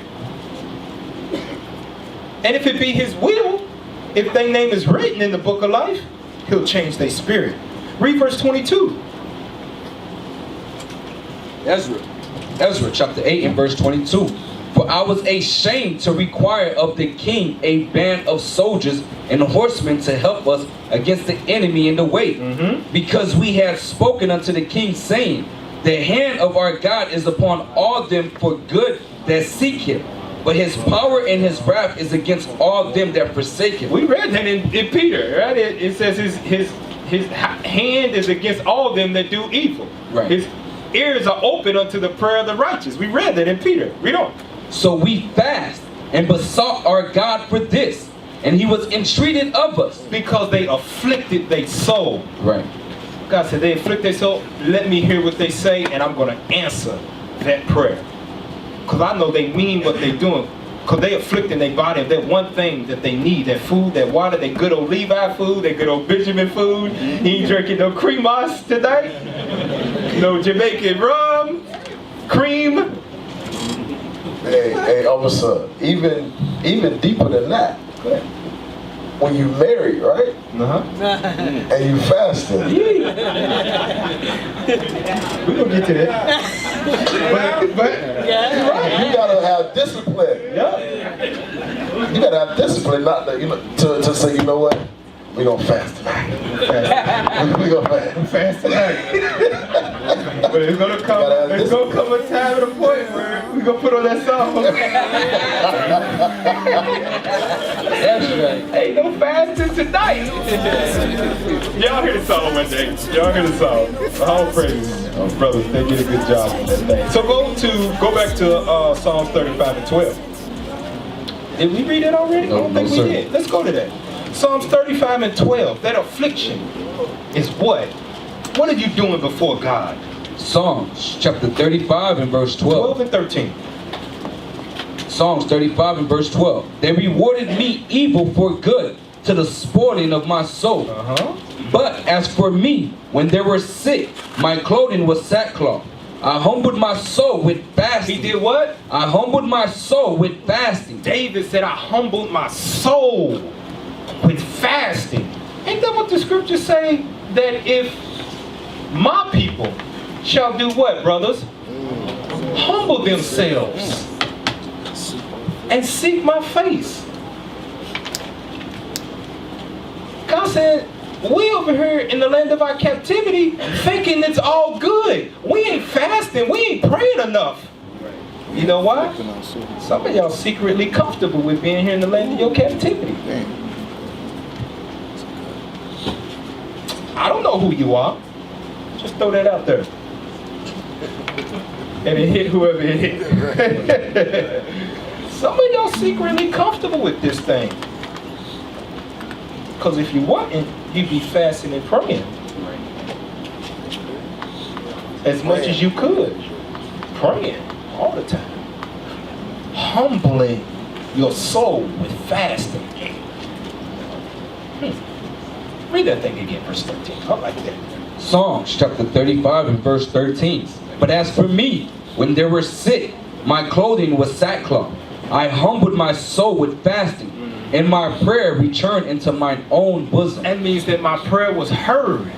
Because God saw that what I was doing. I was serious about it. I'm afflicting my soul. He took heed to that thing. I got everybody else's prayer. Everybody up here is praying. I know. The angels done brought all these prayers up here. I know. I'll answer them if they be my will. But hold on. I got a servant over here that's humbling himself. He's afflicting his soul. And he's asking for deliverance in his life. With his kids. His job situation. Praying for his health. Okay, let me see what everybody just praying. They really don't eat pizza right now. Yeah. That one right there. Let me answer that prayer. And let it be speedily. Go. Let me show you that. Where's that at? Surah 35:16. I'll show you. I'll show you that. 35. Read verse 16. On that. Surah chapter 35 and verse 16. He that serveth the Lord shall be accepted with favor, and his prayer shall reach unto the clouds.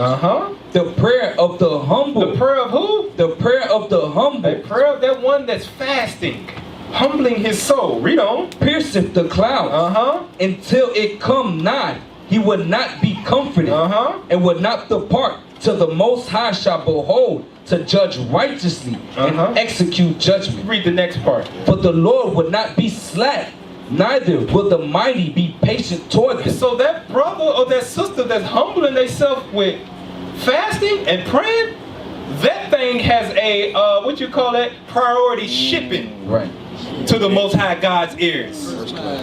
First class. It pierced the clouds, and God said, He said, I will not be slack. Amazon Prime. Amazon Prime, right? Yeah. I hear them. I got somebody humbling themselves right here. Gabriel, boom, go down, answer that prayer. They've been praying for a long time. It's been 30 years, and it just now got to me. How come did nobody bring this to me before this? I needed to know. Go handle that right now. That's the mind state that we gotta have here. Read on in that. Is it on that? For the Lord would not be slack, neither will the mighty be patient toward them, till he have smitten in sunder the loins of the unmerciful. That's why he's answering that prayer. The unmerciful around you, he said, I can't hold up off of this prayer right here, because they down there taking advantage of my people that's humbling themselves before me. They unmerciful. They said they wasn't going to run the pipeline through Dakota Access Pipeline, and then here come an Edomite right after this that I hate and signed it back in. Let's get this show rolling. Let me pour out some more of my spirit on the earth and wake these brothers up. That's right. Read on. Be patient toward them, till he have smitten in sunder the loins of the unmerciful, and repaid vengeance to the heathen, till he have taken away the multitude of the proud, and broken the sceptre of unrighteous. Go to James 4. James 4 and 5. Almost done here.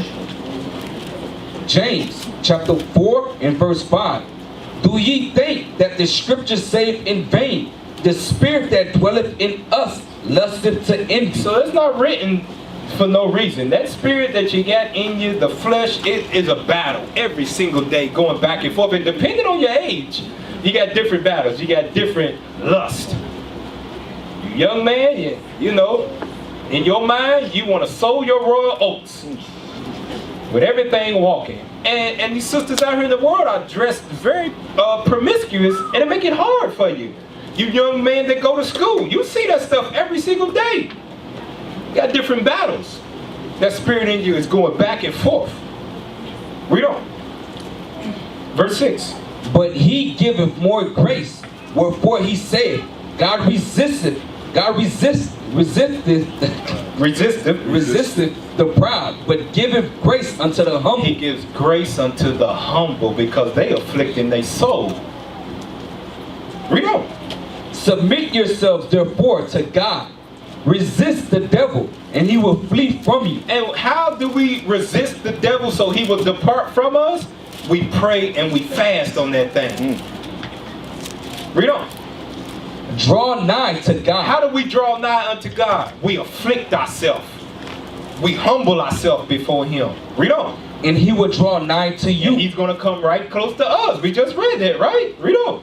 Cleanse your hands, ye sinners, and purify your hearts, ye double-minded. Be afflicted and mourn and weep. We are in captivity. You shouldn't be ain't no happy days on this earth in captivity until we get to Friday sundown. Right. For real. That's right. Dang, tell you. That's when we happy. Everything else is just shit. What's going on with you, brother? Captivity. Right. Why are you so captivity? I ain't in my homeland. I got the heathen ruling over me. Right. I'm subject to payments. I'm oppressed. What the hell I got happy to be about? Why are you so happy? It's a question. It said, be afflicted and mourn. Read on. Be afflicted and mourn and weep. Let your laughter be turned to mourning, and your joy to heaviness. Humble yourselves in the sight of the Lord. Do what? Humble yourselves in the sight of the Lord, and he shall lift you up. Humble yourself, and he shall answer your prayers and lift you up. Oh, praise. Let's go now. Now I got an article here talking about fasting. Go to Telegram. I forgot to tell you to pull it up here. I'm talking about fasting, right? Now we eat all the time, and I know. Go to Miami Sabbath. I think I can ask y'all a question. How many of you love food? I know a lot of y'all sisters be, oh, I love food. I love it. Right? So let's see why God told us to fast as his people. 10 benefits of fasting that will surprise you. Yes, that's all. Real good. Let's see. Let's see why God said don't eat all the time. Blow it up some more.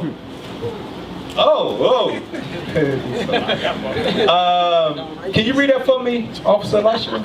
Yes, sir. Starvation literally means starvation.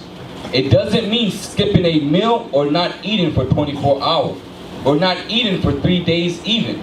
The belief that meal skipping or short-term fasting causes starvation mode is so completely ridiculous and absurd that it makes me want to jump out the window. Now the reason why I read that is because when you tell our people that a fast means to not eat or drink for a whole day, they be like, what? Not eat? I can't eat for a whole day? I'ma die. What? They say that. We brought that out to people before. They say, I'ma die. I gotta eat. Right. No, you don't. Our people have never truly humbled themselves and fasted before God. You ain't gonna die. Read on. Is it a good thing to starve yourself each day or a few days of the week? Well, a ton of evidence. A ton of evidence. A ton of evidence indicates that time periods of fasting are a good thing. Time periods of fasting, right? Every end of the month is what we do in Israel United in Christ, right? Time. And that time is from when? Sun up to sundown. Sundown to sundown. Sundown to sundown, like it says in the scriptures. It says it's a good thing. Y'all know this is written by Edomite. He don't know nothing about this stuff right here. But he understands the body, right? Read on. Fasting has become increasingly popular over the years, especially among the health community. Whilst most health practitioners are afraid to recommend eating less due to the stigma involved, it still doesn't alleviate the incredible benefits of fasting when used sensibly. Read on. And this article will explore 10 benefits of fasting that will surprise you and how you can incorporate them in your own life. All right, so here, number one, it says fasting helps weight loss. Why? You're not eating as much. Fasting, the number one reason to fast, help weight loss. So what happens, we come into the truth, we know we Israel, and then we know we got to keep the dietary law, but we let ourselves go. And we eat all the time. I know Lord gave us a lot of feast days to party. So you can be eating a whole lot and nothing behind that, no working out, no walking at all, and you'll find yourself, you done gained 20 pounds in the truth.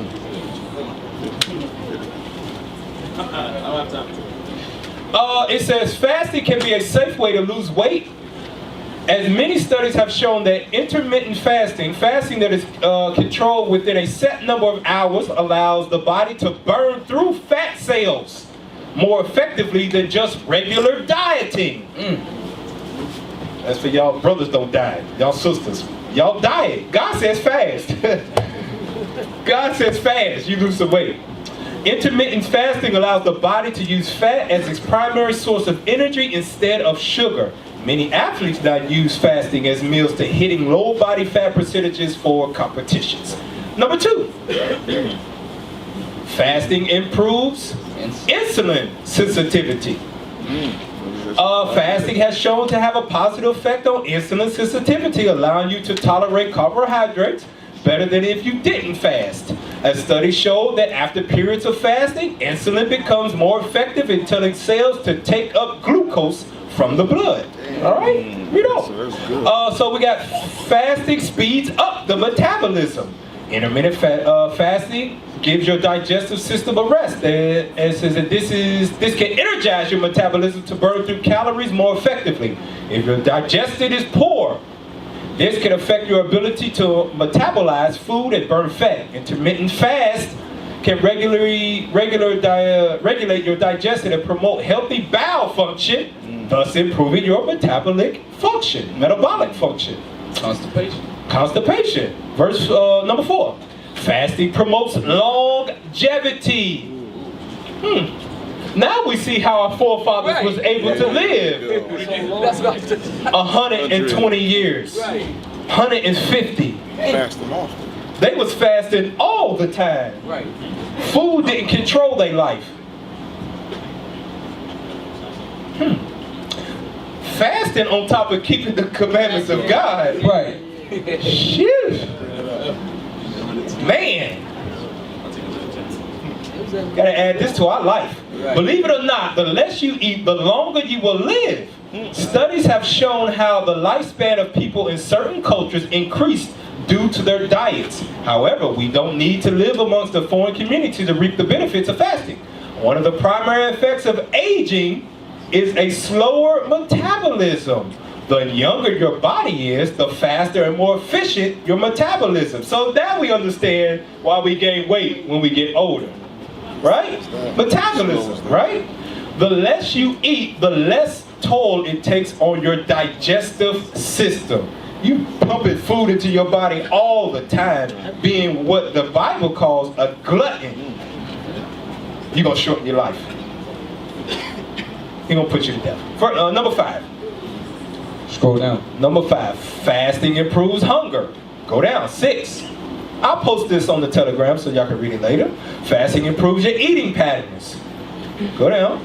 Fasting improves your brain function. Let me stop right there. Let me read that thing. Here we go. All right, what was that? 7. 7, go up. Fasting improves your brain function. Fasting has shown to improve brain function because it boosts the production of a protein called brain-derived neurotrophic factor. Long word. BDNF activates brain stem cells to convert into new neurons and triggers numerous other chemicals that promote neural health.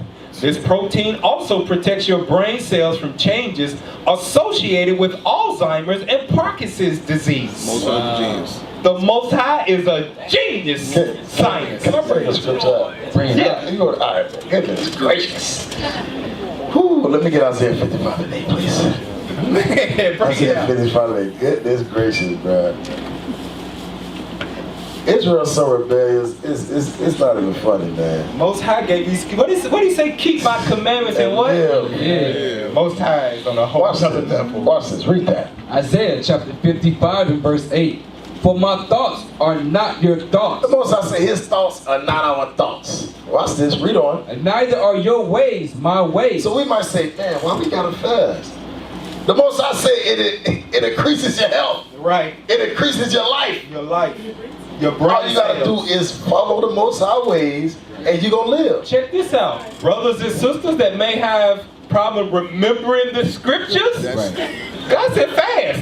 Right. That's why I encourage Fast. brothers. Keep the commandments. Go ahead. Especially the days you fasting, you should be meditating on the scriptures. That's what you're supposed to be doing. Yes, and he'll reveal things to you, just like today.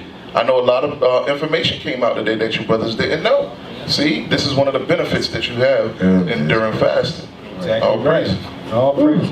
It's like a double blessing. You get not only a health benefit, you also probably get a Spiritual There you go, benefit. spiritual And benefit. some prayers answered. Man, that's a triple whammy. Hey, watch this. Watch this. Get Matthew chapter 17 and verse 21. Real quick. Watch this, man. Watch this. Who ever seen the movie, what's that movie? Unlimited? When the dude take the pill? Yeah, limitless. Limitless. And then everything looses? Yeah. Watch this. Matthew chapter 17, start from verse 14. Matthew chapter 17 and verse 14. And when they were come to the multitude, there came to him a certain man, kneeling down to him, and saying, Lord, have mercy on my son, for he is lunatic. So his son was crazy, his son was had demons on him. Read on. For he is a lunatic and sore vexed, for oftentimes he falleth into the fire, and oft into the water. So the man brought his son to Christ. My son got demons on him. Read on. And I brought him to thy disciples, and they could not cure him. So he's saying, I brought my son, which had demons on him, to your disciples. And they could not cure my son. They could not do it. Read on. Then Jesus answered and said, O faithless and perverse generation, Read. how long shall I be with you? How long shall I suffer you? Bring him hither to me. Watch this. Come on. And Jesus rebuked the devil. So Jesus rebuked the devil out of this son. Read on. And he departed out of him. And the child was cured from that very hour. Read on. Then came the disciples to Jesus apart, and said, Why could not we cast him out? Read. And Jesus said unto him, Because of your unbelief. Because of your what? Your unbelief. Read on. Verily I say unto you, if ye have faith as a grain of mustard seed, ye shall say unto this mountain, Remove hence to yonder place, and it shall remove, and nothing shall be impossible unto you. Read on. We gonna get back to that, but this is the verse I want, verse 21. Read. Howbeit, this kind goeth not out, but by prayer and fasting. Who can explain what Christ just said in verse 21? That's heavy. Who can explain that? That's heavy. Brother Judah raised his hand first. Who can explain verse 21? Christ said, howbeit, this kind goeth not out but by prayer and fasting. But then, remember before that, he said what? Because of your unbelief. So let's play verse 21. Verse 21, because some prayer, because some spirits are too strong to conquer if you ain't fasting and praying. Right. So, what did, because Christ just dropped the nugget just now. Christ said, remember, he said, oh, Felix, how long shall I be with you? He knew he was going to leave, but he gave us a nugget. He said, howbeit, this kind goeth not out but by prayer and fasting. You're on. So the spirit is too strong for them. He said you gotta fast for certain. So who cast out the spirit out of the Son? Christ. Right? So Christ told us how to do what he did. We gotta fast and pray. Meaning, guess what? It's power in fasting and praying. Right. Exactly. Christ just gave us a nugget. If you want power like me, fast and pray. Damn! Woo-wee. Y'all picked that up? Y'all catch that?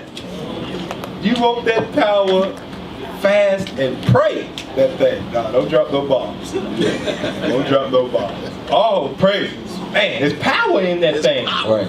And fast. Go back to the article. We read power in that thing. It's benefits in that thing. Right. Spiritual and health-wise. Back to the article that we was at. So we was at verse number 7. Fasting improves your brain function. Read on. Verse 8. Read number 8, Officer Leishman. Fasting improves your immune system. Improves your immune system, your digestive system. So some of us that got ailments in our body from things we did previously, or what they call that thing, hereditary things that happened to us because we grew up eating the same food our mama and daddy did. Read on. Intermittent. No, go to number 9. Fasting contributes to self-enlightenment. It contributes to what? Self-enlightenment. Because why? Oh my goodness, man. So while you fasting, you are doing what? Praying, and the Lord The dots. Come on. is revealing things to you about His Word. So y'all brothers understand that, right? The power of fasting and praying. Who don't understand? Raise your hand. Who understand? Raise your hand. Let's see who hand ain't up. Oh, Brother Jeff. Stand up, Jeff. I saw you, brother. You understand what fasting and prayer does? What it do? Yeah, that's it. That's it. Like what?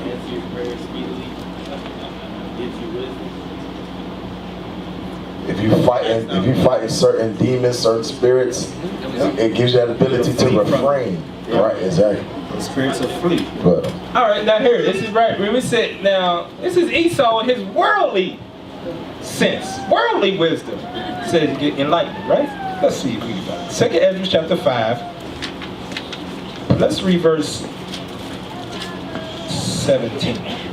No, let's start at verse 16. 2nd Ezra chapter 5 verse 16. And in the second night it came to pass that Salathiel, the captain of the people, came unto me, saying, Where hast thou been? And why is thy countenance so heavy? Knowest thou not that Israel is committed unto thee in the land of their captivity? Up then and eat bread, and forsake us not as the shepherd that leaveth his flock in the hands of cruel wolves. Then said I unto him, Go thy ways from me, and come not nigh me. And he heard what I said and went from me. And so I fasted 7 days. how long? 7 days. So our forefather Ezra said, I fasted 7 days. Read on. Mourning and weeping, like as Uriel the angel commanded me. Uh-huh. And after 7 days, so it was, that the thoughts of my heart were very grievous unto me again, and my soul recovered the spirit of understanding. After fasting, what happened to him? He received what? And my soul recovered the spirit of understanding. He was enlightened spiritually with more and more understanding after he fasted. Read on. And I began to talk with the Most High And he again. began to talk back and forth with the Most High. Go back to that article again. Let's see that thing. So we read in the scriptures, fasting, God endows you with more spiritual understanding. Go back to the article. Esau knows that fasting contributes to self-enlightenment. Where'd you get that from? Where'd he get that from? Thus saith the Lord. Your way. Damn. Woo. All right, let's go to number 10. Fasting helps clear the skin and prevent acne. Fasting helps clear the skin and prevent acne. Fasting can help clear the skin because with the body temporarily free from digestion, it's able to focus its regenerative energies on other systems. Wow. Man, the Most High is man, he's on another. Man, the Most High is on another level. So since your body ain't working down here, he's gonna fix some other stuff on this temple of God. Because it's the way that he made me from the beginning. A self-regenerative healing thing. Oh, man. Stand in awe of the Most High. Not eating anything for just one day has shown to help the body clean up the toxins and regulate the function of other organs of the body like liver, kidneys, and other parts. We got to take heed to fasting and praying. That's why this is the examination of fasting and praying. Go to Sirach chapter 30. We almost done. I'm praying your brothers is being enlightened. Sirach 30 and verse 14. I hope you understand, family, because the Most High is giving you all the tools that you need right now for this spiritual battle. Yep. All right, we're using this spiritual tool right now, fasting. Add that to your repertoire right now. He's giving you the tools, family. We counsel many brothers and sisters. They battle a lot of things, and one of the things we recommend, fast and pray, sis. Fast and pray, brother. All right? Trust in the Most High to deliver you out of that thing. Add that to your repertoire. All praise. Read that in verse 14. Sirach 30 and 14. Sirach chapter 30 and verse 14. Better is the poor being sound and strong in constitution. So yeah, you ain't got a lot of money, but as long as you got good health, read on. Than a rich man that is afflicted in his body. It's better to be poor and have good health than a whole lot of money and continual sickness, God says. Read on. Health and good estate of the body are above all gold. And a strong body above infinite wealth. And by fasting, that's going to help us keep this strong body for as long as the Lord deems that we are here on the earth. Right. Read on. There is no riches above a sound body, and no joy above the joy of the heart. Death is better than a bitter life or continuous sickness. And you can eat your way into sickness. With all the dietary law we got, you can keep on overeating your way into sickness. Let's take heed to these fasting. Go to Sirach 31, 16, right over. Jump one chapter over. Sirach chapter 31 and verse 16. Eat as it becometh a man. Eat as it becometh a man. Now you're a man, you know you got an appetite. You 6'3", 220. Eat according to a man that's 6'3", 220. What happens is, we got a brother 6'3", 220. He'll eat like he is 6'8", 400 pounds. And your body can't handle it, and guess where it goes? Right there. It goes out. Because you eating more than is fit for the man. Eat as it becometh a man. Read on. Those things which are set before thee, and devour not, lest thou be hated. Read on. leave off first for manners' sake, and be not unsatiable, lest thou offend. When thou sittest among many, reach not thine hand out first of all. So, a lot of times you see up here when we breaking bread, they'll give it to one of us and we'll pass it down to our brothers here first and then take our piece last. That's manners. The Bible talks about having manners. Right. Read on. A very little is sufficient for a man well nurtured. A very little is what? A very little is sufficient for a man well nurtured. Very little is sufficient for a man that practices fasting often. He don't need that much because his eating habits are controlled through his fasting. All of his stuff go hand in hand. Verse 20. Oh, no, read on to verse 19. And he fetcheth not his wind short upon his You bed. ain't in the bed at night pooping in your sleep. Because you done ate so much, you gotta go somewhere. Man, the Bible talk about everything. That's what it's talking about. Fetches his wind upon his bed. You ain't rolling over. That's right. Come on. Married brothers and sisters know that precept. Married brothers and sisters. You single brothers, y'all might not understand that precept right now. One day, y'all understand that. Guess what? You can't put them away for that thing either. Some of you brothers be ready. You be looking at them all different. Hey, that ain't nothing, boy. That ain't nothing. That ain't nothing. We all right, leave it alone. Leave it alone. Read verse 20. Read verse 20. Sirach 31 and verse 20. Sound sleep cometh of moderate eating. Sound sleep. You ever ate so much when we was younger? Used to eat. They said, don't eat before you go to bed. You're going to have nightmares. You eat a daggone bologna sandwich before you go to bed. You having nightmares. So eat a little bit. You get some good sleep like that. Read on. Sound sleep cometh of moderate eating. He riseth early, and his wits are with him. But the pain of watching and choler, and pangs of the belly are with unsatiable men. Read on. And if thou hast been forced to eat, arise, go forth, vomit, and thou shalt have rest. All right, read verse 23. Sirach chapter 31 and verse 23. Whoso is liberal of his meat, men shall speak well of him, and the report of his good housekeeping will be believed. Read on. But against him that is a niggard of his meat, the whole city shall murmur, and the testimonies of his niggerness shall not be doubted of. Y'all didn't even know that was in the Bible, did y'all? Yes, that is in the Bible. That's in the Bible. Niggers. Yes.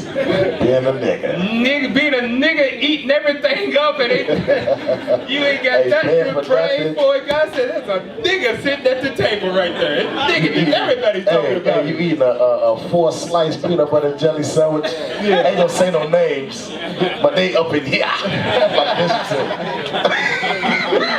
I said you can be a nigga when it comes to your fried food, man. egg to your hamburger sandwich. Yeah, you reaching in, eating some of their food. Hide your food, here they come. Oh shit. The whole town, don't eat nothing around there because they be picking off your plate. That's the Debo. That's Debo. Nigga, this is in the Bible. So here, we got 2 more scriptures. Let's go to Esther. I want to talk about the sisters now, real quick. We're going to come to fasting. Esther, in the Bible, 4 and 10. I'm going to show you something. When your foremothers did. Esther chapter 4, start at verse 10. Esther chapter 4 and verse 10. Again, Esther spake unto Hatash, and gave him commandment unto Mordecai. All the kings... Let's stop right there. What captivity was Esther in, brothers? We're going to make sure we know. Brother Rises, what captivity was she in? She was in the Persian captivity. So write that in your Bible, chapter 1. Esther, Persian captivity. All right, read on. Esther chapter 4 verse 11. All the king's servants and the people of the king's provinces do know that whosoever, whether man or woman, shall come unto the king into the inner court, who is not called, there is one law of his, to put him to death, except such to whom the king shall hold out the golden scepter. So I'm gonna bring you up to speed. The king of the Persia had a law. Nobody can come amongst him unless he called you. If you just walked in, he put you to death.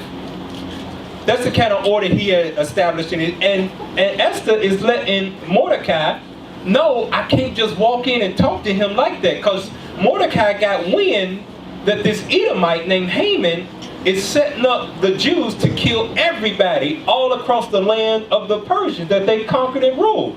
So she's saying, relay this message back to Mordecai, saying, I just can't barge in there like that. I'm going to get put to death. That's the law. Read on. That he may live. Whether man or woman shall come unto the king into the inner court, who is not called, there is one law of his, to put him to death, except such to whom the king shall hold out the golden scepter, that he may live. But I have not been called to come in unto the king these 30 days. So it was 30 days that he ain't called her in to come see her. Read on. And they told to Mordecai Esther's words. Then Mordecai. Okay, go ahead. Then Mordecai commanded to answer Esther, think not with thyself that thou shalt escape in the king's house more than all the Jews. So he's checking her right now. He's saying, just because you got it good right now and your people are saying, you think you're going to get away with this thing? If it goes down, it's going to meet you at your doorsteps too. It ain't just about you, Esther, which her name is Hadassah. It ain't just about you. It's about your people. Read on. Think not with thyself that thou shalt escape in the king's house more than all the Jews. For if thou altogether holdest thy peace at this time, then shall their enlargement and deliverance arise to the Jews from another place. So he said, even if you ain't going to do it, God going to deliver his people from another place. But it's going to come down on your head. Because you got the power to change things right now. You right there with the king. Read on. But thou in thy father's house shall be destroyed. And who knoweth whether thou art come to the kingdom for such a time as this? So he's telling, he's building her up like, Do it now. you don't know if this is the reason that God called you in here. Put you through all that stuff and in this place for this moment that you can learn how to fast and pray. So you can get more spiritual understanding to deliver your people. Right. So that you don't know. That's why you're here right now. That's why he put you in that position. So let's see what Esther said. Then Esther bade them return Mordecai this answer. So she thought on her ways. Like, you know what? He's right. Let me examine myself. Read on. Go, gather together all the Jews that are present in Shushan, and fast ye for me, and neither eat nor drink 3 days. Oh, he's fast ye for me. That I don't get killed when I go in here, Mordecai. I'm going to do it. I'm going to put my life on the line for my people. Fast for me 3 days. Don't eat no food or no drink. We read that over and over again. Read on. Neither eat nor drink 3 days, night or day. I also and my maidens. Will fast likewise. And so will I go in unto the king, which is not according to the law. I'm going to defy the law anyway, but I'm going to fast. I'm going to humble myself and put my trust in the Lord. Read on. And if I perish, I perish. If I die, I die, because I know I'm doing the right thing for my people. That's right. Hey, that's heavy. That's heavy. Yep. So guess what? Right. You sisters. Yep. Fast and pray for these prophets out here that they get more understanding. So they can go and get their people out of the captivity that they in. Your fasting and prayer has a purpose. It ain't just for nothing. God will hear that thing too. Because when we read this, which we're going to Purim is what? Next month, right? Right. We're going to read how God heard the prayers of Esther. Matter of fact, let's go to it. Go to the Apocrypha. Let's see what she prayed during her fasting.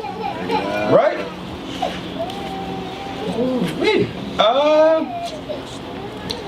Esther chapter 14, start at 1. Read through. Esther chapter 14 and verse 1. Queen Esther also, being in fear of death, restored unto the Lord, and laid Resorted unto the Lord. resorted unto the Lord, and laid away her glorious apparel, and put on the garments of anguish and mourning, and instead of precious ointment she covered her head with ashes and dung, and she humbled her body greatly. In all the places of her joy she filled with her torn hair, and she prayed unto the Lord God of Israel, saying, O my Lord, thou only art our king, help me, desolate women which have no helper but thee. For my danger is in mine hand. From my youth up I have heard in the tribe of my family that thou, O Lord, tookest Israel from among all people, and our fathers from all their predecessors. Hold on, women. She said, I heard from my youth up. Now, her parents died, and Mordecai took care of her. What was Mordecai rehearsing to her since she was a kid all the way up until she became the queen of Persia? What was he telling her, brothers? Her what? Her history.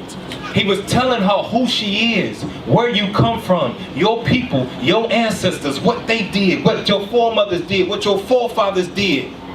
This is what he was telling. He was instilling this thing in her. And when it came time to humble herself before the Lord for her people, guess what she did? She recited these things to the Lord. Lord, I've heard how you delivered, because I wasn't around to see it, but I heard how you delivered us from that thing. Ooh, that goes into train up thy child while he is young. That's why I brought that out. I hope they catch that, you know. Let's go back to it. For my danger is in my hand. Read verse 5. From my youth up I have heard in the tribe of my family that thou, O Lord, tookest Israel from among all people, and our fathers from all their predecessors, for a perpetual inheritance.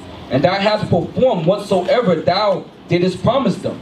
And now we have sinned before thee. Therefore hast thou given us into the hands of our enemies, because we worship their gods. O Lord, thou art righteous.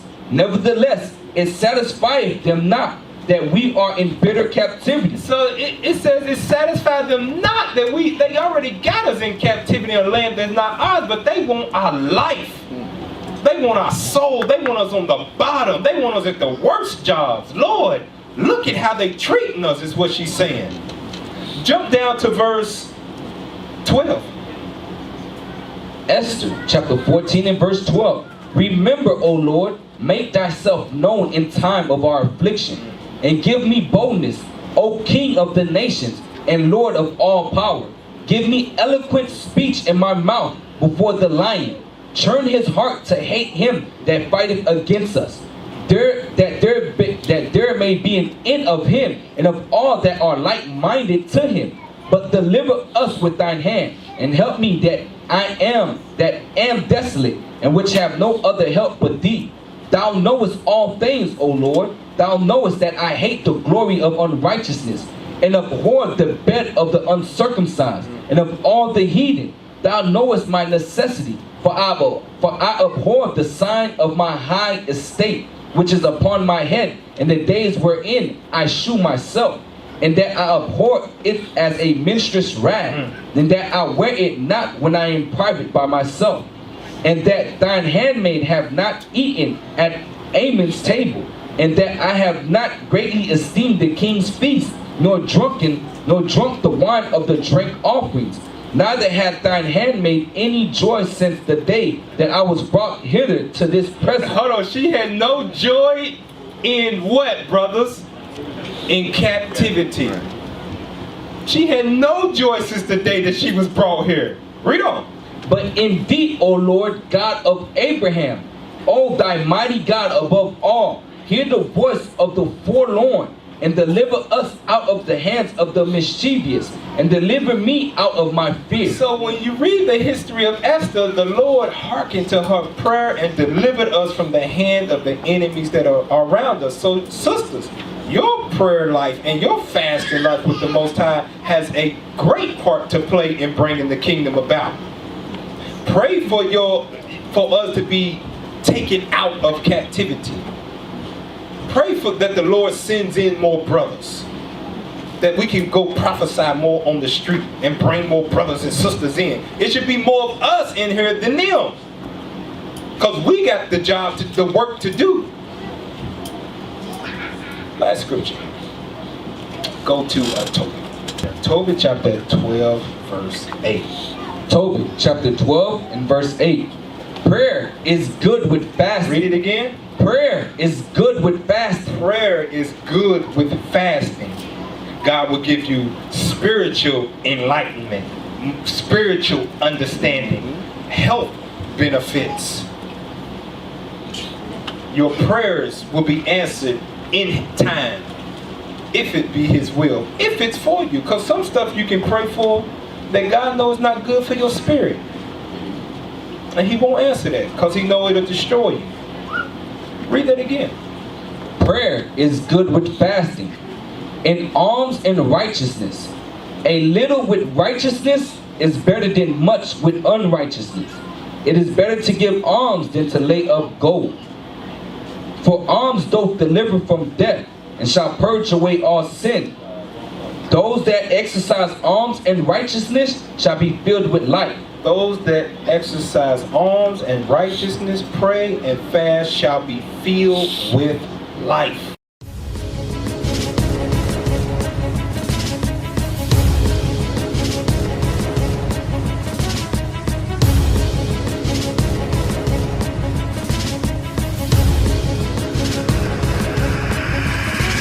Shalom, Israel. I'm Elder Nathaniel of Israel United in Christ. YouTube likes to shut our channels down, as some of you have noticed, ever so often. Subscribing to join IUIC will assure you will always stay connected to our YouTube accounts. We want to do our best to make sure this truth gets out. Please click and join our subscriber YouTube channel called Join IUIC to stay linked to all of our videos. So again, please make sure you subscribe to this Join IUIC channel to get your latest updates from all our YouTube channels. Shalom.